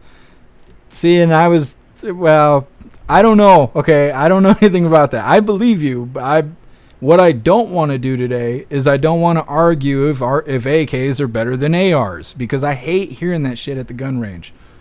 Nobody wants to stand in front of either. So I don't want to talk exactly what the capabilities are, but I just know that a 500-yard shot is not an easy shot. And I know everybody's typing in the chat like, I hit one yesterday with my eyes closed over my sister. Well, I don't care, okay? The regular-ass person would not be able to make that shot. When these reporters are on TV going, 500 yards, I can make that shot. You've never even held a gun, bitch. But, what are you talking about? And that's what I'm critiquing. Now everybody's trying to get into the specs of what an AK can do. What's up, Donnie Brooklyn? Happy Freedom. Because they blow the lung out of a body. Yeah, Donnie Brooklyn. Old man Walter, those 9mm, they'll blow a lung right out of the body.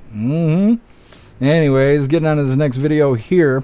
It's titled, What a Complete Joke. Baratarimo, which is maybe or maybe not their name, slams MSNBC for questioning temp of Trump's rhetoric. Oh, Trump, it's your fault that you're being shot at. That's what the fake news is selling. Anyways, before we get into this, I want to remind you guys really quick, if you would like to join the membership program over on Rumble, all you have to do is click that big red subscribe button right below where you type in the chat. Now, if you're on Android and using that Rumble app, you're unable to see the big red subscribe button. So you have to go to rumble.com, come to the live, hop in the chat, and like I said, right below where you type in the chat, you will see that big red subscribe button. Click that button and jump through the hoops, and your name will be highlighted as an official Rumble hooligan. You'll have access to our custom emojis. We have chapstick emojis, screaming goat emojis, Klaus Daniels emojis, President Trump emojis, and more. It's a lot of fun during the live, especially during a Trump live like we have tomorrow and the next day. So definitely go get yourself a membership over on Rumble. We're going to get into this video once again. It is titled, What a Complete Joke. Baratarimo something or other slams MSNBC for questioning temp of Trump's rhetoric.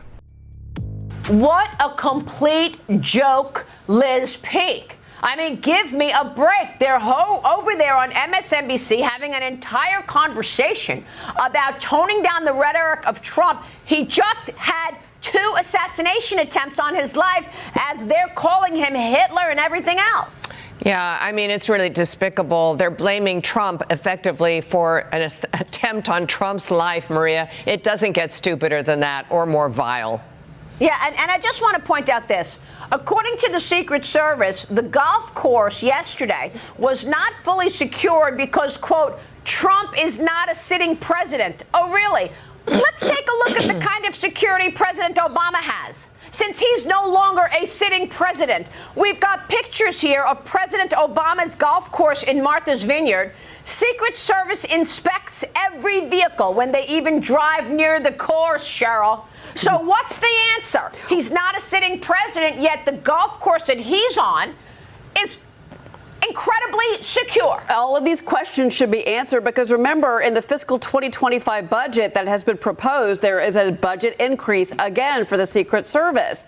And I think that this all goes up to the top, and that is Secretary Mayorkas, Maria. That's who needs to be answering these questions right now. Bingo. Great point. Let's take a short break. All right, talking about President Trump, it's crazy because after the last assassination attempt, which is something I shouldn't have to say, they were talking about increasing Secret Service and all of that. Now they got to do it again. I don't know. If they would stop, the people who are sending Secret Service are also the same people sending shots. So I don't know. They could just stop shooting at the president. That'd be fine. We're going to hop right into this next video. It's titled Suspect in Trump Assassination Attempt Waited 12 Hours. And then they're also going to talk about his new court documents because he went to court earlier today. So we're going to go ahead and jump right into this. Don't forget, hit that like button over on Rumble, and let's get this rolling. But first, let's get out to senior national correspondent Brian Enton, live for us there in West Palm Beach. Brian, what is the latest at this hour? Yeah, Nicole, we're live outside Trump's golf club here behind me. It's still totally shut down as the Secret Service and FBI continue to investigate. We expect the Secret Service director to be back out here really any minute now to do a walkthrough of the area and see for himself what went down here. But I want to go back to that body camera video because we just got this a little while ago, and it is dramatic. It was taken about 20 miles from where I'm standing in Martin County, where they were able to pull over Ryan Wesley Routh. Very strange. You see him there. He's got his shirt up over his head when he's walking back to the police. And investigators tell us that he didn't answer any questions, that he was sort of emotionless, but that he did say yes when he was asked if he knew why he was being pulled over. He was in court just a couple of hours ago, Nicole, in federal court here in West Palm Beach. The two charges he's facing right now, possession of a firearm by a convicted felon and also possession of a firearm with an obliterated serial number. We're told by sources that more charges could be coming. These are just the initial charges that they were able to hold him on at this point. But this is so interesting. In those charging documents, and this is new, we were able to get the court paperwork. In the charging documents, it says that they traced his cell phone. They got an emergency warrant, Nicole, and they were able to track his cell phone over here to the golf club, and that he first started pinging along the fence line where they eventually found him at 1:59 a.m. yesterday, and that his phone was pinging along the fence line from 1:59 a.m. until 1:31 p.m. after he was shot at by Secret Service and fled the area, and that's when you saw the body camera video, which means that he was essentially camped out there along the fence line for 12 hours or so, which leads to all sorts of questions, Nicole, because apparently former President Trump added this golf outing as a last-minute thing. It wasn't on his official schedule. No one was really supposed to know that he was going to be going golfing yesterday. But now to find out that this gunman was camped out there since 1:59 in the morning, waiting there for the opportunity when the former president was going to come to that hole. And, he had the AK-47 pointed through the fence, according to police. So thank goodness that Secret Service agent was able to spot him before something really terrible may have happened, Nicole. Yeah, absolutely. And as you said, it certainly does raise a lot of questions today.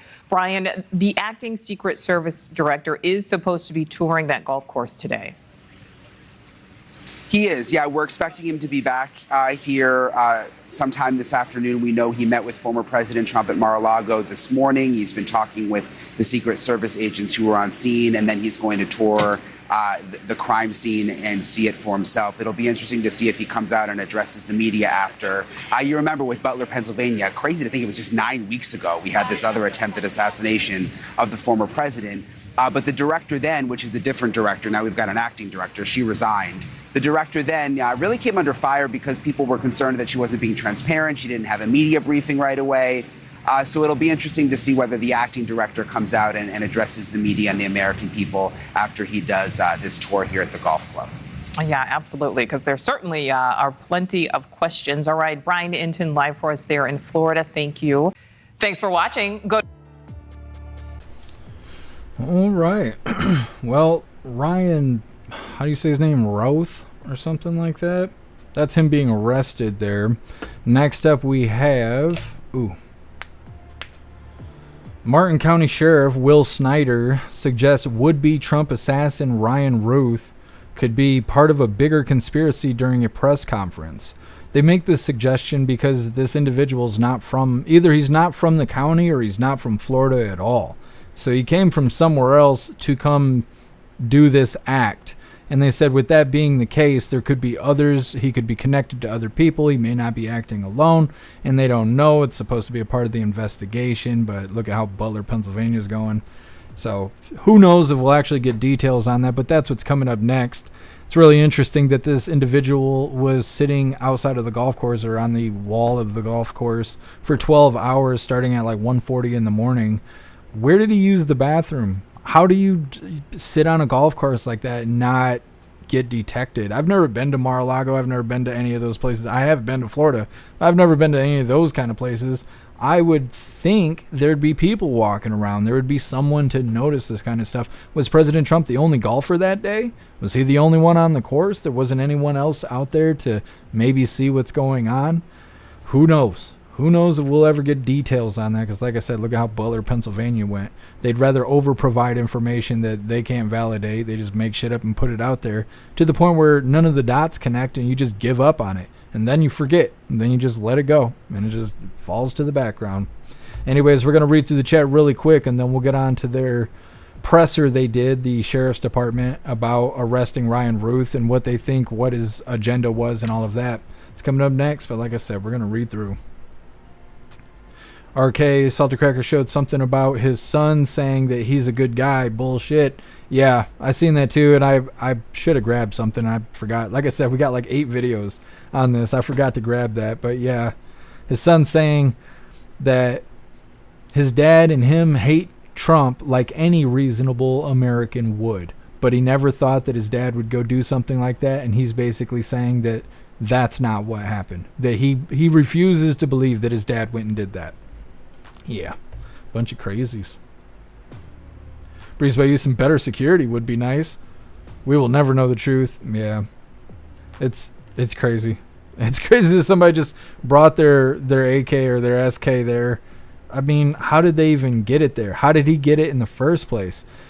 Was it fully automatic? That's another thing I wonder. He was charged in 2002. These videos coming up are going to mention this. In 2002, he was charged with possession of weapons of mass destruction, and I can't remember. I think we do have the video on the schedule.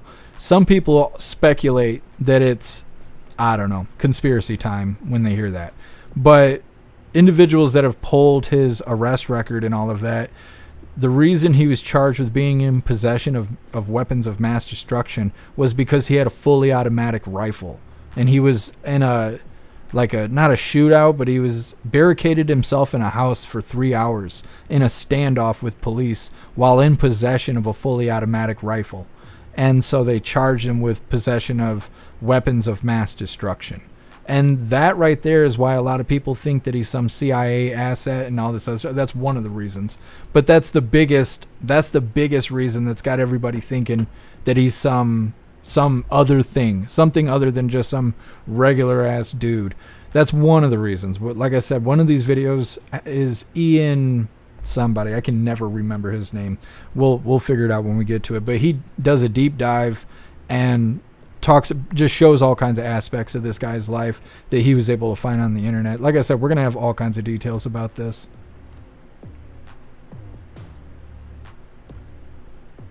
0. This is from Google Earth outside of the golf course where Who Threw showed the shooter was. So he was in these bushes? Look, they got a Wesco. That's what that is at the it's on the right side there. That's a Wesco. That's what I'm always talking about. Anyways, I don't know. At that wide open area, obviously this is outside of the golf course. I feel like somebody should have been able to tell that you got a camper, someone camping out for 12 hours.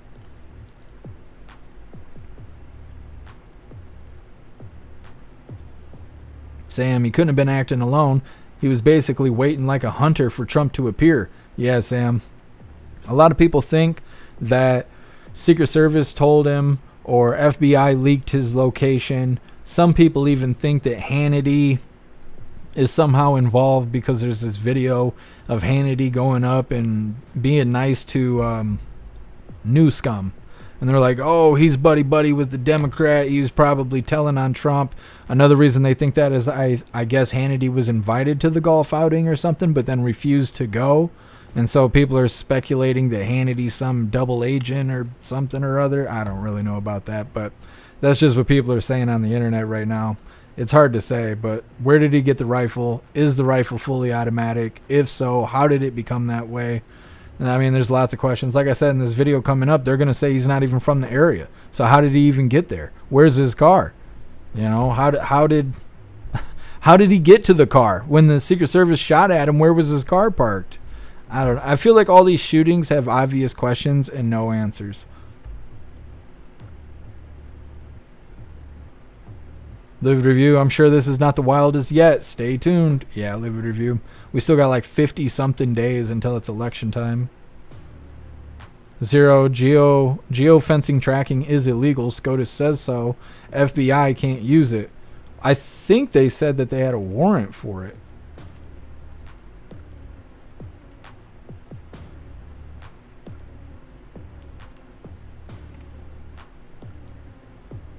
Breeze by you, doesn't appear that Trump is being protected well at all. Well, the Secret Service did find the guy before the guy took shots at President Trump. Maybe. It depends on which news article you look at, because some of them say that the guy did take shots, but it wasn't in President Trump's direction, and other articles saying that the guy Ryan never shot at all. The Secret Service just opened fire on him once they recognized the barrel of the gun.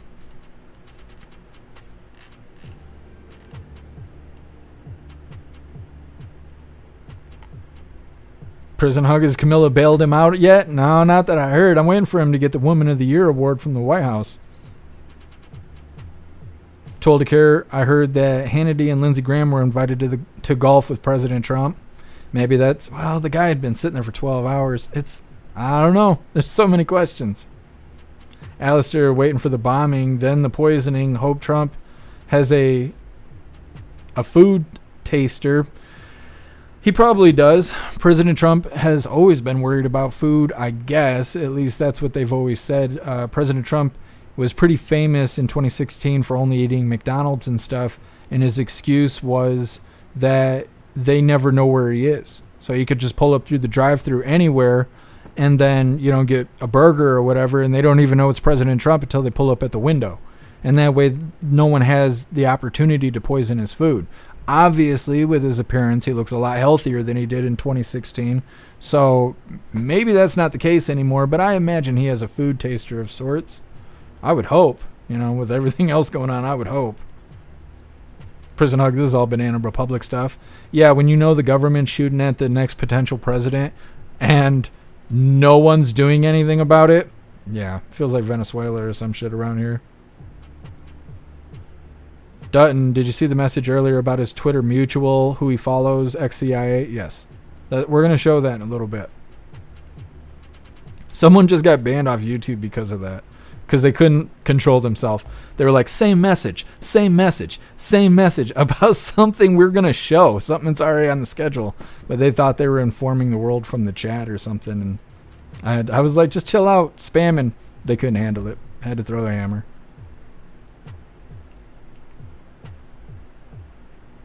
Air 16, the Great Cornholio. Is that who it was? I wonder why he had his shirt over his head. They do that in Ukraine or what?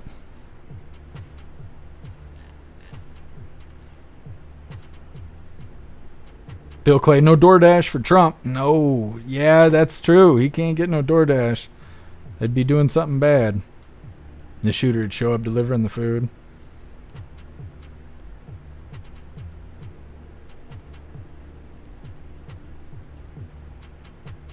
Find it, fix it. What? He thought taking pics would matter? I wonder if he's working for somebody else and recording himself doing the job was going to be validation that he did it. Some military, whatever they're called, missions, side quests, I don't know. When my buddy was in the military, he said the reason that they had body cameras and stuff was to validate when missions were complete.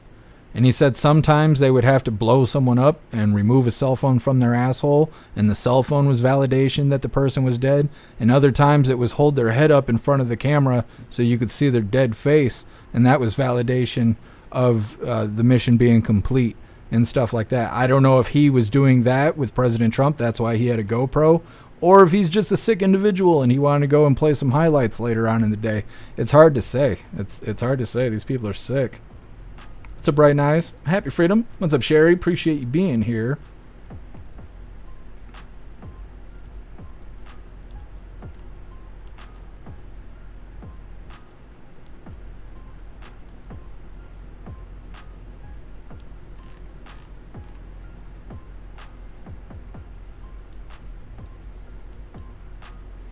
Mushroom. Cops were making sure he didn't have a gun in his waistband with his shirt around his head. Yeah, that definitely could be. That makes sense. Firmus. Roger Stone said that the guy in Butler, Pennsylvania was in Ukraine the same time as Ruth. It's interesting. I wouldn't be surprised they're both in Black Rock commercials too. What's up, Bloopy? Happy Freedom. Joshua, love Roger Stone's jokes. I don't know who Roger Stone is. I'll have to look him up.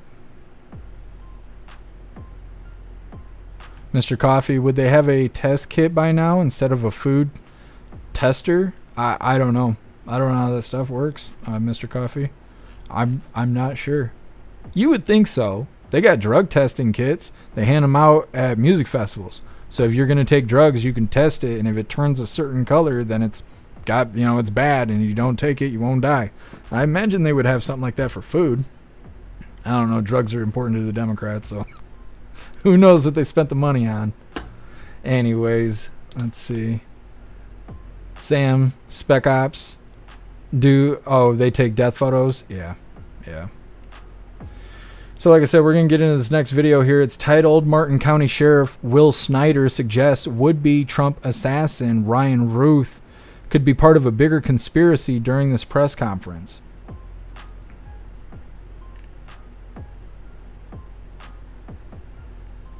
All right, let's get this rolling. More details about President Trump's shooter. And look at this just goofball up in the top right corner sitting in the police car like a dog who doesn't know if they're going to the park or not. That's what his face looks like. He's got that golden retriever face. Anyways, let's get this rolling. Don't forget, hit that like button over on Rumble. Did he have any, to your knowledge, any ties to Martin County or the Treasure Coast? Yeah, to my knowledge, does he have any ties to Martin County? I think the answer, to my knowledge, the answer is no, I have no knowledge. I think what we're finding out, he's not from this area, which of course raises the bigger question is, how does a guy from not here get all the way to Trump International, realize that the president, former president of the United States, is golfing and is able to get a rifle in that vicinity? I think that's the question the FBI, the Secret Service are laser focused on today. Is this guy part of a conspiracy? Is he a lone gunman? If he's a lone gunman, President Trump is that much safer because we have him. But if he's part of a conspiracy, then this whole thing really takes on a very ominous tone. Sure. Well, like I said, maybe we'll get more details on that. Maybe we won't. It's hard to say in these situations. They have no problem providing information. It's just never information that makes any sense. It's always a bunch of pieces of stuff that doesn't go to anything else. So we're going to get right into this next video here. It's titled Ryan Ruth's Phone Voicemail. So this is what it sounds like if you call him. And this is what has everybody connecting him to Ukrainian stuff. Let's get this rolling. This is Ryan in Hawaii with Camp Box Buildings and also International Volunteer Center, sending soldiers to Ukraine as well as Taiwan. If you'd like to volunteer, please send me a message by WhatsApp, Viber, Telegram, Signal, Facebook, any of the messaging services, and I will respond. I do not do voicemail, so please do not leave me a voicemail message. I will never get it. Thank you so much.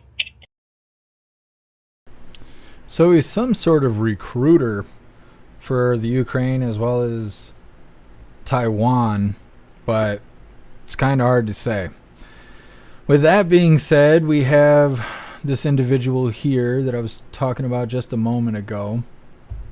His name is Ian Carroll. I watch all of his videos over on TikTok, but apparently he posts them on Twitter as well. He's always doing deep dives and stuff. He does deep dives in the shampoo aisle to see what shampoo is actually natural and what's owned by BlackRock. And he does the same thing about cereal and, I mean, everything. He deep dives everything. He loves it. He loves doing research and stuff. So anyways, in this video, he will be going through and discussing information that he has found on the internet. They have the whole Ryan Ruth's social media archived because it's all wiped now. The FBI took all of his social media down, but this individual has it. There's another individual that he references that I'm also following. His name is L, but his username is something or other. You'll see it on here. It's some goofy name. But that guy, the guy L, he has the entire social media thing archived, like the whole timeline and everything archived. And so he goes through a bunch of information on him. He also plays the commercial that he's in that is a BlackRock commercial. And it's a whole bunch of information in this. There's a ton of details. And this will be the last video that is about the subject of President Trump's assassination attempt as far as details. The next video is relevant, but it's not details about the shooter or the incident itself. This is the end of it. I don't know what button I just pressed. Anyways, let's go ahead and get this rolling. This video is 7 minutes long, but like I said, it is full of details, so listen closely if you really care about what's going on. Otherwise, just let it wash over you because it is a crash course in everything Ryan Ruth. Hit that like button over on Rumble, and let's go ahead and get this rolling. So the new Trump assassin just dropped, and there's some spicy details already. Ryan Routh, very strange guy who's lived a very strange life. And this time, the internet was wise and archived all of his socials as much as possible before the FBI took it all down. So here's some basics on what we know about him and one really interesting rabbit hole about who he might be. Right off the bat, though, it's super early. This is all speculative. Take your time, pump the brakes. We're just digging through dirty laundry. We don't know what sticks yet. But this guy is a private American citizen who traveled to Ukraine on his own dime, to help recruit civilian soldiers to fight for Ukraine and Afghan special forces. He was like recruiting on his Facebook page. Here's an archive of all of his tweets that look pretty damn automated to me. They pretty much all look like this. In a past life in Hawaii, he apparently ran this company that made a single tiny home and a single Facebook page and never did anything else with it. Super weird. But I grabbed everyone that he followed on Twitter before they deleted it. He only followed 60. And right down at the bottom of that list, which I think indicates his first follow, is this girl named Sue Kim, who is ex-CIA, along with some other very interesting things. Now again, reminder, this is just speculation, digging through Twitter dirt. Maybe this chick is just a wonderful, patriotic person that's helping America. Who knows? But her account is private, meaning why does he follow her? I've been digging around and one of my followers said that they found her in the people that follow him back. I have not been able to confirm that for myself because they took the account down. If you've got a video of the 1.2 thousand followers that followed him, that would be great to know. He says that she was at the bottom of his followed list, meaning that she followed him right when he made the account. That would make sense, seeing as she's at the bottom of his following list of who he follows too. I mean, every asset needs a handler. And when you go through some of these other affiliations here, You get what is essentially the CIA training grounds at Johns Hopkins University. It explores the relationship between politics and the many kinds of military power, from the use of terror by small non-state groups to the threatened use of nuclear weapons. Its director is John McLaughlin, who is literally an ex-acting director of the CIA and ex-deputy director of the CIA. 3-decade career at the CIA. David is third on the list of people at the top of this institution at the university. 30-year career in Army Special Forces, various special operations, invading various countries, as well as Operation Enduring Freedom. You get the idea. Anyways, Rand Corporation. That's a military industrial complex think tank, kind of like the Atlantic Council. And LMI org. Yeah, that's like a military industrial complex education and training program as well. Preliminary findings on the internet when you search our homeboy, the shooter, show his arrest record, including in 2002, possession of weapons of mass destruction, Class F felony, along with 3 other blocks of things like possession of handguns or concealed weapons and driver's license stuff. And yeah, that sounds like some operative shit to me. But again, we don't know any of this yet. We're just digging through dirty laundry on the internet. It's hard to tell what's real. But this is a photo of the weapon he used and the setup he had. People are speculating it looks an awful lot like, you know, Russian-Ukrainian class of rifle. He's doing these weird recruitment ops in Ukraine for civilians. Well, he's like posting on his Facebook all the time to like no followers about how he's recruiting hundreds of civilians to fight for Ukraine. Like, posting for like Afghan special forces to contact him so they can come fight in Ukraine. But he's like just a random citizen from Hawaii. And one of the 60 people he follows is this CIA gal that allegedly follows him back. That looks an awful lot like a handler or a contact. His account looks an awful lot like a bot or an MK Ultra or a Pato. Who knows what the hell this is? His criminal record looks an awful lot like what you might expect a kind of guy in this kind of line of work to leave behind. And then there's the weird video evidence getting turned up. Officials in Kyiv simply aren't interested in recruiting them. Ukraine is reluctant to be cooperative. That's Ryan Ruth, a U.S. citizen who set up the International Volunteer Center in Ukraine to help connect foreigners to Ukrainian military units. Now I'm talking to over 100 soldiers every day, and pretty much everybody, all of my contacts in Ukraine, they were adamant and pretty much yelled at me every time that I suggested that we bring in Afghans. The Ukrainian government didn't respond to our request for comment. But a source close to the officials in Kyiv told Semaphore that their top concern is the question of loyalty in the thick fog of war. The biggest thing is spies. They're afraid that anybody and everybody is a Russian spy. Shout out to some bitch I know on X, who currently has one of the best archives of all of his socials and accounts. There's a lot of other people doing good work right now. And again, I just want to clarify. I'm not trying to pretend like I've solved the case or like we know what's going on. We just have learned by now that the FBI is going to just cover everything up. And so it's up to us to try to dig everything out before they do. So that's what we're doing. And yes, it's ridiculous that that is even a set of sentences we have to say in America in 2024 when someone tries to kill the former and future president of the United States of America. And I mean, I can only imagine who might be backing up these operations to try to shoot him and who might be providing the intel and the access and the cover-ups, etc. So last thing I'll say, Ryan Routh, he's currently in custody. He was driving away in an SUV. They caught him. He's alive for now. And I just want to remind us all, Ryan Routh did not kill himself. If cameras malfunction outside of his cell, if he has a weird slipping accident, whatever happens, yeah, you know the story. 50 more days, my money's on at least one more attempt before we get there. So stay frosty, because the war machine desperately needs the wars to escalate, and they're not down with the MAGA Maha folks shutting down the wars. And they are ready to kill people, ready to assassinate, allegedly, apparently, theoretically, just jokingly, in order to perpetuate those wars. Okay, like I said, it was kind of a longer video there than we normally cover, but there is so much details, you know, swirling around this, and it's hard to say what's what, and that's why we're kind of just going through and getting a plethora of information, because as you know, just like what happened in Butler, Pennsylvania, every day that goes on since the event happened, more details will come out that will make even less sense than the details that already exist. And as we've said lots today, probably we will never know the truth, because that's just the way things are. They cover everything up, and that's why it seems like it's an inside job, because they don't ever figure anything out. It's always a big, I don't know. That's it. And here we are, second attempt on his life. They still haven't figured out what happened with the first attempt. That's how it goes. So anyways, we're going to read through actually, let's play this next video, because it's only 19 seconds long. This will wrap up the news for the day, and we got our funny video coming up next. But then we will read through the chat, I promise.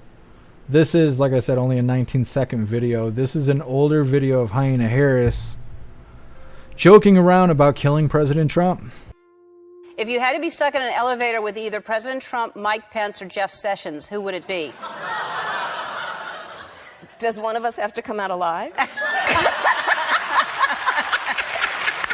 Prostitute.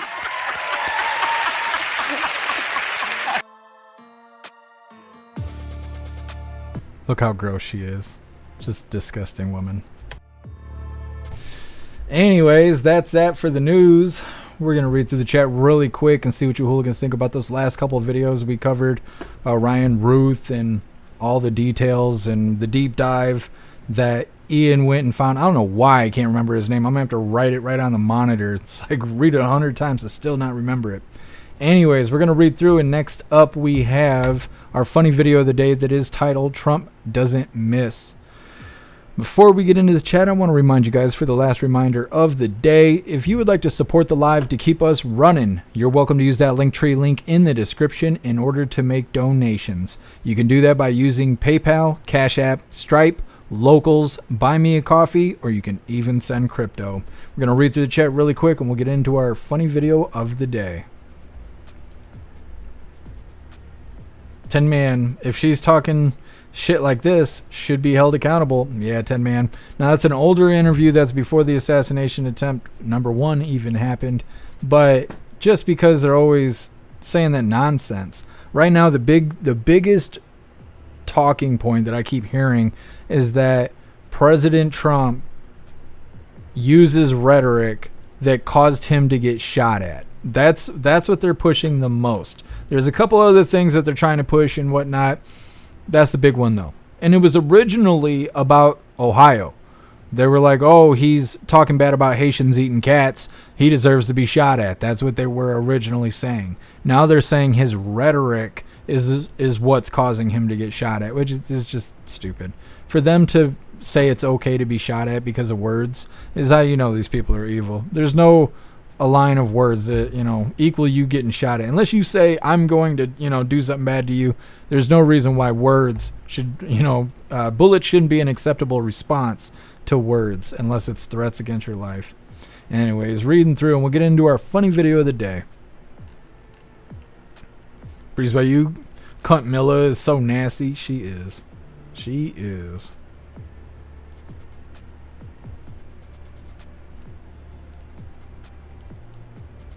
Breeze by you. We need to stop the wars. MAGA. We'll see how it goes. We get Hyena Harris. They'll probably be tuning up the wars.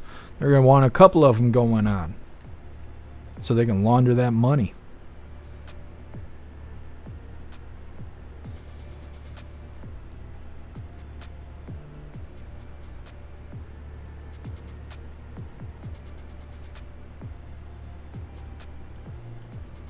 Breeze by you, no one saw him setting up. How does no one at the course see anything? Yeah, Breeze by you. It doesn't make any sense to me. I don't know how someone could sit there at a private course, at a private golf course.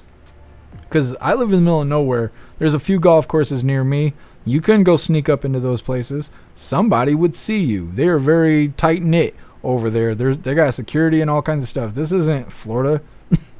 You would think their security would be so tight that there wouldn't be the ability to even sneak in, let alone camp out for 12 hours. I don't know where he's pissing and shitting, or, did he bring a bologna sandwich? Like, how'd he pull it off? Sam, that was a sniper rifle showed very capable of long shots. Yeah.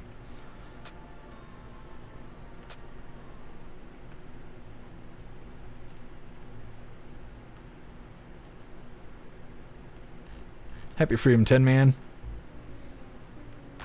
RK, I see the trolls saying that shit a lot right now. Yeah, they're saying all kinds of stuff.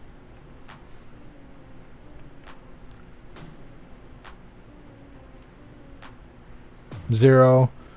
The Dems use way more awful rhetoric. Yeah, Zero. They say all kinds of terrible stuff.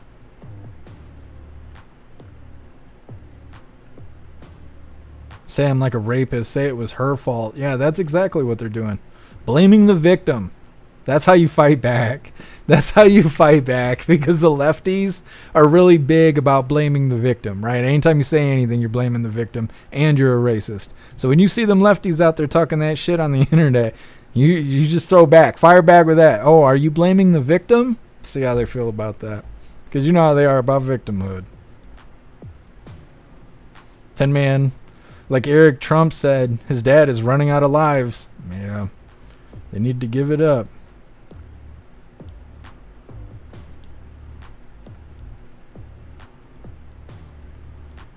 Prison hug. Hating Trump will be the Democrats' downfall. We'll see. I mean, well, it will be one way or the other. Rip Curl, it also wasn't on the schedule for Trump to play golf either, so how did he know that Trump would be there? Well, he was there for a 12-hour period, but how did he know he was going to go there at all? That's the weird thing. Prison hug. Where liberals fail, lives are saved. Yep.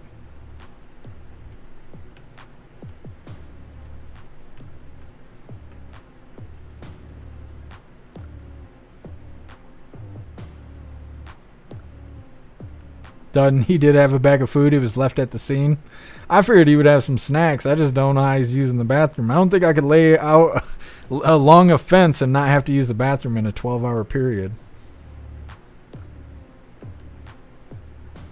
Prison hug. Deep State wants Trump dead. Yeah, I don't see any other way around it.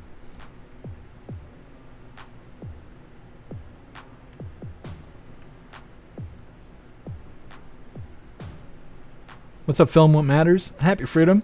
It's a Spotted Crow. Homerain, stupid cackling bitch. I know. What's up, Enter User? Happy Freedom.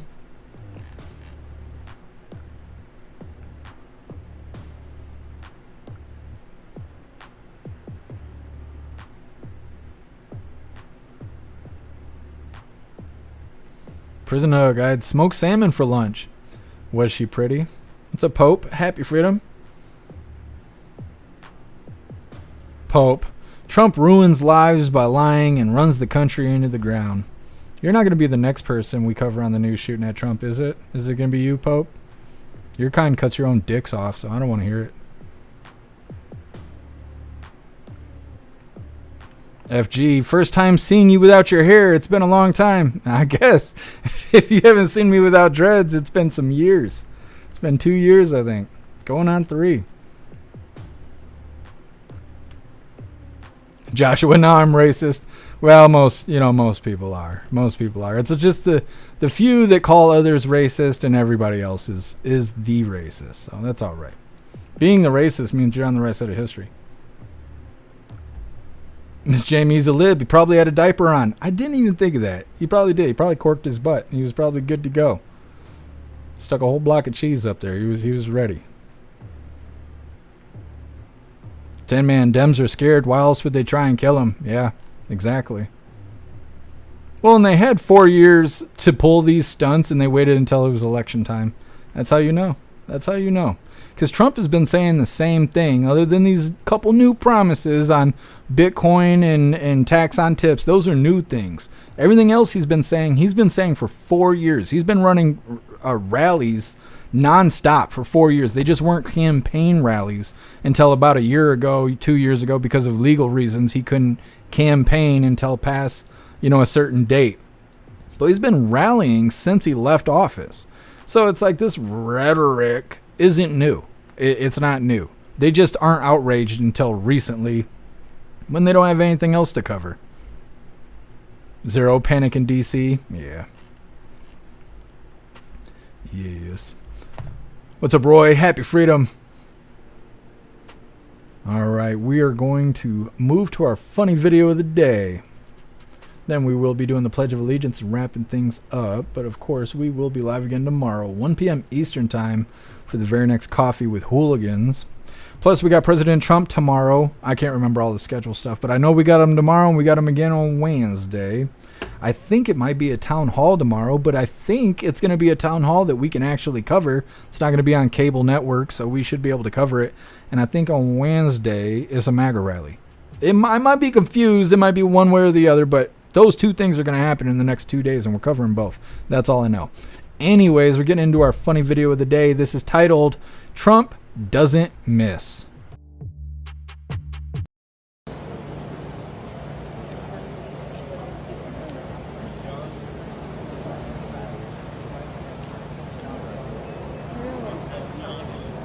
Oh, nice. Good shot.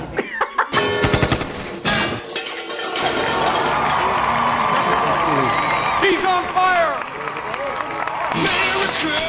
Fuck yeah!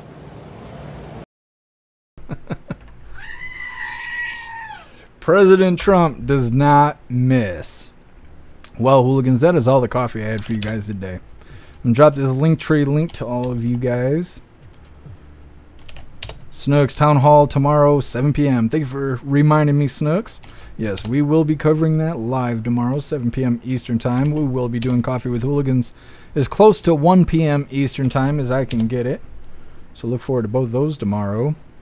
Here's the Linktree link where all of my links are listed. So if you would like to make donations, join membership programs, or purchase any merch, we would really appreciate it. All of your guys' contributions keep us running every day except for Sunday, because we got to have a day to recharge those batteries. Definitely go join Discord. Discord is our free hooligan community. It's the best way to be notified every single time we go live. We have the hooligans there keeping the conversation going 24/7, and we have a news board to keep you up to date with everything going on around the world, so definitely go join Discord. If you're feeling real saucy, go join jeffmaclive.com.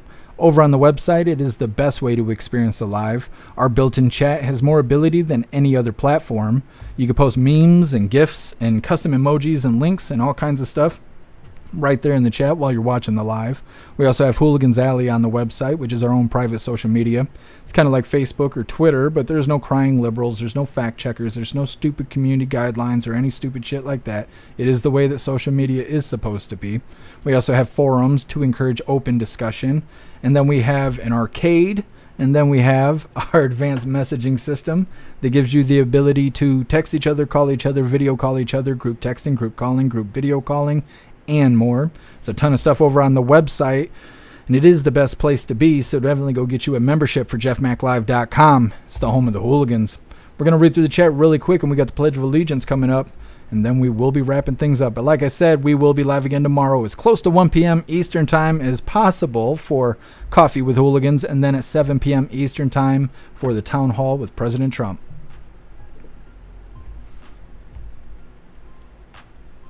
Thank you for being here, Calax. What's up, Josh D? Happy freedom. Thanks for being here, Hair Juicer. Zero, we're all saucy. Diablo saucy. Muy caliente. Thank you, Breeze Bayou. Appreciate you being here. Appreciate your prison hug. Told to care, not the first ball to the face for Harris. Shit, not the first 100, you know.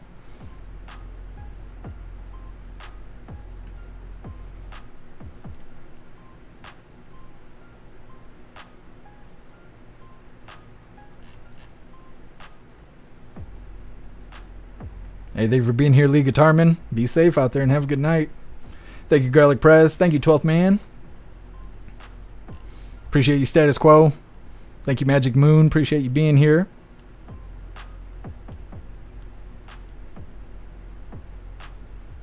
What's up, Mexican Jumping? Happy freedom to you. Appreciate you being here with us. What's up, Nick? Happy freedom.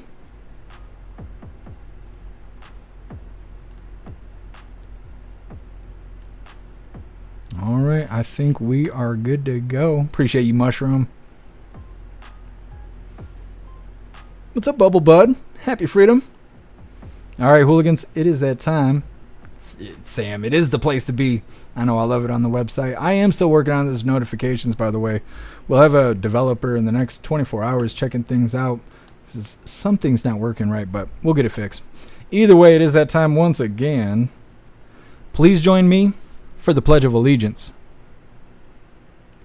I pledge allegiance to the flag of the United States of America and to the republic for which it stands, one nation, under God, indivisible, with liberty and justice for all.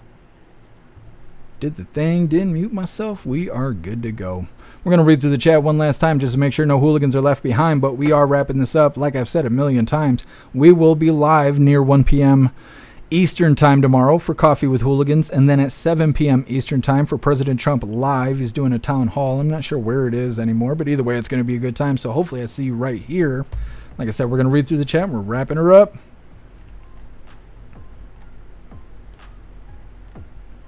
And you have a good night as well, Breeze by you.